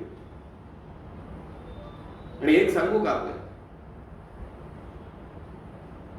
एक वर्तन चुकीचं झालं, उशीर झाला म्हणून सेनापती पद ज्यांनी काढून टाकलं ना, त्यांचा मुलगा आहे बरं का तो. महाराजांचा मोठेपणा आणि दातृत्व दाखवण्याकरता शंभूराजांना त्यांनी वेळोवेळी केलेली क्षमा, हे मराठी लेखकांना जमणारा विषय आहे, शिवरायांना जमणारा विषय नाही बरं का. त्यांनी आपला, परक्याचा, दुसऱ्याचा, स्वतःचा असला भेद कधीही केला नाही, आणि म्हणूनच ते टिकले आणि त्यांचं राज्य टिकलं. उद्यासाठी फक्त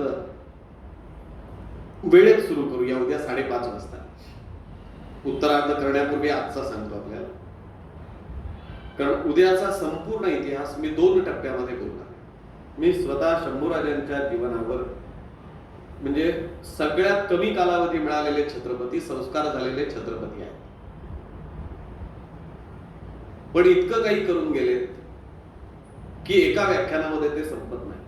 कमीत कमी 3 दिवसाची व्याख्यानमाला आणि जास्तीत जास्त 9 दिवसाची व्याख्यानमाला झाल्यानंतर लक्षात येतं की अजूनही काहीतरी राहिलंय, हे सांगायला हवं होतं. एवढं प्रचंड काम त्यांनी केलं. उद्या छत्रपती म्हणून केलेल्या 9 मोहिमांपैकी काही मोहिमा आणि महाराजांच्या जीवनाचा उत्तरार्ध अत्यंत हृदयद्रावक आहे, त्रास देणार आहे, माणूस म्हणून आतमध्ये भोकं पाडणार आहे.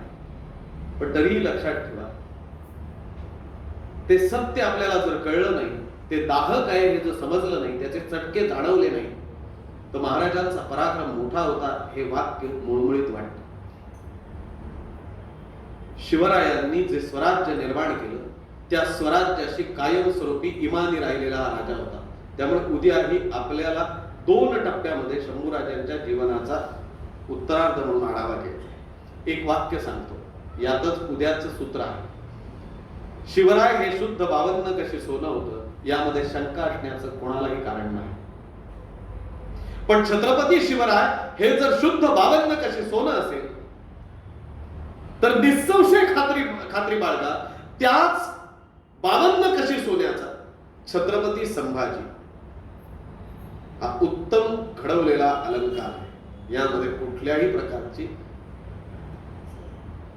शंका घेण्याचं कारण नाही. आयुष्यामध्ये उद्याचे सूत्र एवढीच आहे, आयुष्यामध्ये ज्यांनी स्वतः लढलेली एकही लढाई हरलेली नाही अशी 2 महाराष्ट्रीयन व्यक्तिमत्व आहेत. एक स्वतः छत्रपती होते संभाजी महाराज, आणि दुसरे होते त्याच छत्रपतींचं पंतप्रधान पद भूषवणारे पहिले पेशवे ज्या राजघराण्याशी त्यांनी आपलं इमान राखलं. मला नेहमी ही दोन चरित्र खुणावतात. याचं कारण महाराणा प्रतापाच्या जीवनचरित्राचा जो सुगंध आहे तो सुगंध छत्रपती संभाजीराजांच्या जीवनाशी संबंधित आहे. याचं कारण बाळाजी अवजी चिटणीसांनी राज्याभिषेकापूर्वीच्या ज्या 150 पिढ्या राजपुताना दप्तर मधून काढून आणल्या त्या असं सांगतात की याच महाराणा प्रतापाचा छत्रपती शिवराय हा वंशज आहे आणि त्याच अर्थाने शंभूराजे त्यांचे वंशज आहेत. महाराणा प्रतापांचा इतिहास ज्यांना माहिती आहे त्यांना छत्रपती संभाजीराजांच्या जीवनाची अखेर आणि महाराणांच्या जीवनाची अखेर यांचा तुलना करण्याचा मोह येईल. तो आवरताही येणार नाही. लक्षात ठेवलं पाहिजे या दोघांचंही वजन सारखं. महाराणा प्रताप आणि शंभूराजे यांचं वजन 210 पौंड होतं. आजचे सुमारे 99.5 किलो. आणखीन एक जाता जाता शंभूराजांच्या जीवनाशी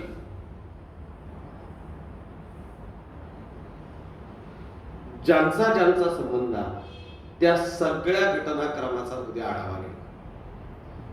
मला आनंद एका गोष्टीचा आहे की प्रचंड उन्हाळ्यामध्ये आपण बोलताय.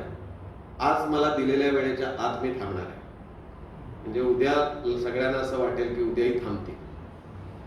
पण उद्या तुम्हालाही सद्गुरु कृपेनं स्वामी कृपेनं तुम्हालाही उद्या घड्याळ बघायचं नाहीये. आणि उद्या मला निशब्द शांतता. याचं कारण पुढचं सगळं म्हणजे पहिला भाग हा रोमहर्षक आहे आणि पुढचा सगळा भाग हा डोळ्यातून पाणी आणणारा आहे. महाराजांच्या बलिदान मासामध्ये हा फाल्गुन मास आपण बलिदान मास म्हणून साजरा केला जातो. या बलिदान मासामध्ये छत्रपती संभाजीराजांच्या जीवनाचा वेध आपण उद्या घेणार. आजपर्यंत मांडण्याचा प्रयत्न स्वराज्य निर्मिती ते युवराज शंभूराजे छत्रपतींची पहिल्या अखेर आणि त्याच क्षणी दुसऱ्या छत्रपतींची झालेली सुरुवात इथपर्यंत आज येऊन थांबलोय. वाणीला विराम देतो. वाणीला विराम देण्यापूर्वी आपण सर्वांना एकदा विनंती करतो की एकदा कधीतरी आपल्या आयुष्यामध्ये मुलांना काय दाखवायचंय नक्की ठेवा. ही देवस्थानं, ही मंदिरं जे आपल्याला विचारांची केंद्र म्हणून काही स्रोत निर्माण करून देतात, काही ऊर्जा निर्माण करून देतात, आपल्या जीवनावर जे आपल्या जीवन संस्कृतीवर जे परिणाम करतात ते जिवंत राहिले. कविराज भूषणांच्या शब्दामध्ये सांगायचं झालं तर काशी होते कला गई, मथुरा मस्जिद गई, यदि शिवाजी न होते तो सुन्नत होत असत. शिवाजी संभाजी ही बलिदान मासापुरती शिवजयंतीपुरती वाचण्याची करण्याची साजरी करण्याची चरित्र नाही. शिवव्रत अखंड असतं. शंभूराजांनी ते आयुष्याच्या अखेरपर्यंत शिवव्रत अखंड सांभाळलं. आपल्याला सांभाळणं अवघड आहे. याचं कारण शिवराय हे नाव उच्चारणं ही आपली पुण्याई आहे. यातच आपण काय ते समजून चाललं पाहिजे. आपल्या मुलांना कधीतरी आपलं नाव आणि आपली संस्कृती सांगू शकतो याचं कारण कधीतरी नेऊन दाखवा. उद्याची जी सगळी स्थळं मी सांगणार आहे ती फार छोटी आहे, लहान आहे आणि खरं तर गंमत वाटणारी आहे. पण छोट्या असणाऱ्या रामशेठच्या किल्ल्यानं खरंच अंगणवाडीतल्या एका तालुक्यातल्या अंगणवाडीतली मुलं एकत्र आली तरी सुद्धा सहज जिंकू शकतील असा रामशेठ किल्ला मराठ्यांची म्हणजे औरंगजेबाच्या भाषेत बोलायचं तर मरगठ्यांची मनगट 5.5 वर्ष लढवतात. मित्रांनो, याचा आम्हाला अभिमान वाटला पाहिजे. कधीतरी आपल्या मुलांना दाखवा, अरे काश्मीर, कन्याकुमारी, तिकडनं होणारे अत्याचार हे सगळं दाखवण्यासाठी एकदा हे दाखवा. हे बघ, हा रामशेठ बघ 6.5 लाखाच्या सैन्याशी 5.5 वर्ष झुंज देत होता. खालून एकदा दाखवा आणि रामशेठवर नेऊन एकदा दाखवा. त्यांना कळू द्या की मराठ्यांचे 350 ते 400 जास्तीत जास्त उल्लेख 600च आहे. 600 मावळे 6 वर्ष लढत होते आणि तरी औरंग्याला फितुरी करून शेवटी किल्ला घ्यावा लागला. 6.5 वर्ष किल्ला मिळाला नव्हता. मित्रांनो, हे दाखवा. पराक्रमाची धारातीर्थ दाखवण्याची आवश्यकता आहे. मुलांमध्ये केवळ मनगट मजबूत असून चालणार नाही मनगट एखाद वेळेस मजबूत नसली तरी चालतील, त्यांची मन आणि विचार मजबूत करण्याची गरज आहे. कधीतरी वर्षातनं एक क्षण असा ठेवा की जसं आम्ही कधी वारीला जातो, जे जाणार आहेत त्यांच्यासाठी, कधीतरी मंदिरात जातो, तसं कधीतरी वर्षातनं एकदा शिवराय, शंभूराजे यांच्यासारख्या जीवनचरित्राचा सुगंध येणारी ठिकाणी माझ्या मुलांना नेऊन त्या ठिकाणी तिथला इतिहास जिवंत करून सांगावा. लक्षात ठेवा, त्या मुलांची कुठल्या सहलीला जावं, तुमच्या बरोबर जावं, पण गडावर गेल्यानंतर तिथे खडूनी लिहिण्याची वेळ त्यांच्यावर येणार नाही. त्यांना सांगितलं पाहिजे, हे दगड रक्ताचं सिंचन करून उभे राहिले, हे दगड घडवले गेलेत, एक एक चिरा, एक एक कातळ घडवून तो दगड उभा केलाय. आणि तो ज्यांनी उभा केलाय ना, त्यांनी फक्त महाराजांकडे एवढंच मागणं मागितलंय. एकच जागा शिल्लक होती स्वराज्याची राजधानी बांधून झाल्यावर. महाराज विचारले होते, हिरोजी काय बक्षीस द्यावं आम्ही तुम्हाला? स्वराज्याची राजधानी बांधून काढली. खरं तर पुढे सिंधुदुर्गही त्यांनीच बांधली. स्वराज्याची राजधानी अभेद्य अशी बांधून काढली.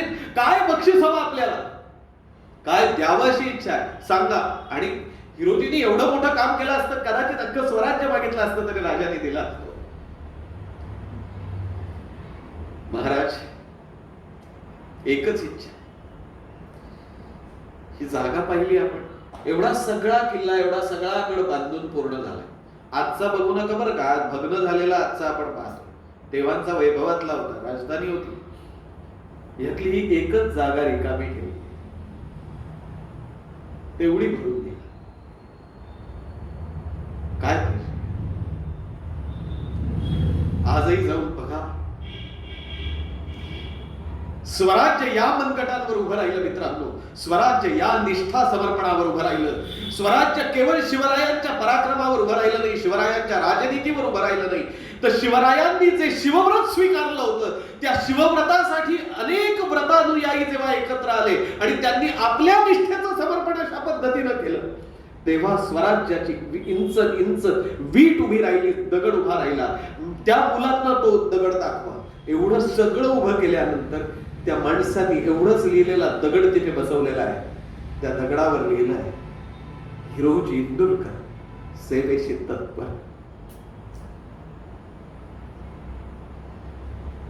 पहिल्यांदाच नाही घडलं. पंढरपूरला नुसतंच जाऊन सामील व्हा अशा पद्धतीनं जाणाऱ्या लोकांसाठी नाही बोलत आहे बरं. ज्यांना पंढरपूर काय आहे ते कळतं ना, त्यांनी कधीतरी गेल्यानंतर त्यांना पहिलं ते मंदिर बघा, ती मूर्ती बघा, खरं बघायचं काय ते कळलं पाहिजे. पहिलं दिसतं ते नामदेवाची पायरी आहे. आणि ज्याला नामदेवाची पायरी कळली ना, त्याला आत जावं लागत नाही, त्याला आतला विठोबा दिसतो बरं. आतला विठोबा दिसतो. नामदेवाची पायरी ओळखता आली पाहिजे, पायरीतला नामदेव समजला पाहिजे. आणि त्याची जागा इथे का हे कळलं तर हृदयातल्या परमेश्वराला साद घालता येते. हिरोजी बाबांनी नामदेवाची परंपरा चालवली आहे. हिरोजी इंदुरकर सेवेशी तत्पर. आणि म्हणून मी अनेक वेळा म्हणतो, शिवरायांचं स्वराज्य हे केवळ शिवरायांच्या समर्पणाचं स्वराज्य नव्हतं, तर शिवव्रतांनी शिवव्रताचं बंधन स्वीकारलेल्या प्रत्येकाच्या समर्पणावर शिवराज्याची वीट उभी राहिली. स्वराज्याचं तोरण बांधलं गेलं, स्वराज्याचं कळस बांधला गेला. म्हणून मित्रांनो म्हणतो, ते रायगड दाखवाच, पण ती पायरी दाखवा. त्या मुलांना आपली पायरी कळेल आणि कधीही एखादा खडू कोळसा त्यांच्या हातात येणार नाही. त्यांना कळेल या दगडावर नतमस्तक व्हायचं असतं, या दगडावर इतिहास त्या दगडाशी बोलून मिळवायचा असतो. त्याला भरभटायचं नसतं, त्याच्यावर लिहायचं नसतं, कारण त्याच्यावर लिहिण्याचा अधिकार आपण मिळवलेला नसतो. तो अनेक कारागिरांच्या घामाच्या रक्ताच्या सिंचनातून निर्माण झालेला असतो. स्वराज्याची दौलत, स्वराज्याची राजधानी या वैभवाने मंडित असते. हे त्याला कळेल तेव्हा तो तिथे समर्पणाच्या दृष्टीने बघतो. आयुष्य हे समर्पणाचं साधन आहे, त्याला कळतं आणि त्याचं आयुष्य धन्य होतं. मित्रांनो, भारतीय स्वातंत्र्याच्या अमृत महोत्सवी वर्षामध्ये खर तर सर्व बंधनातून अलिप्त होऊ पाहणाऱ्या, सर्वांचा स्वामी बनून राहिलेल्या ज्या व्यक्तिमत्वालाही देशसेवेचा मोह आवरता आला नाही, अशांच्या मंदिरामध्ये बसून देशाची पराक्रमाची गाथा ज्या मातीमध्ये लिहिली गेली त्या एका जीवनचरित्राचा सुगंध आपल्यापर्यंत माझ्या माध्यमातून यावा अशी त्यांची इच्छा. त्या दृष्टीने मला इथे बोलण्याची संधी दिली त्याबद्दल संयोजकांचे आभार समर्पण स्वामींच्या चरणाशी आपल्या सर्वांच्या सहकार्यानं करतो आणि वाणीला विराम देतो. जय हिंद, जय महाराष्ट्र, जय भवानी, जय शिवराय, जय शंभराज.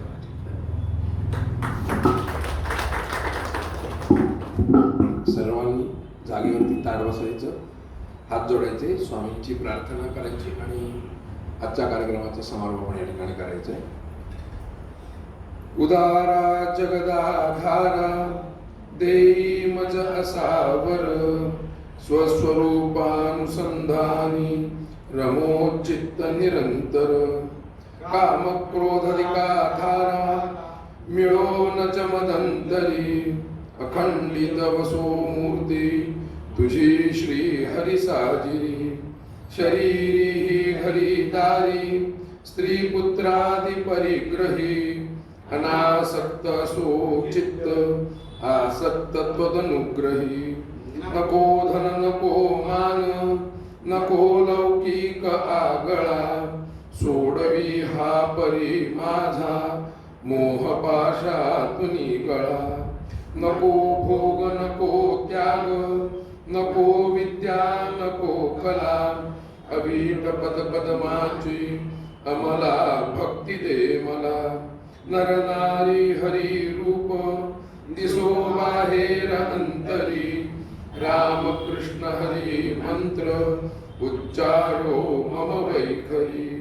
मी माझे मावळो सर्व तू तुझे उगवो आता, मी तू पण जगन्नाथा हो हो एक चितत्वता.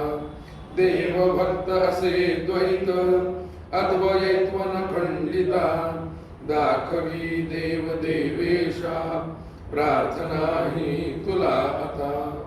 उदारा जगदाधारा देई मज असावर, स्वस्वरूपानुसंधानी रमोचित्त निरंतर.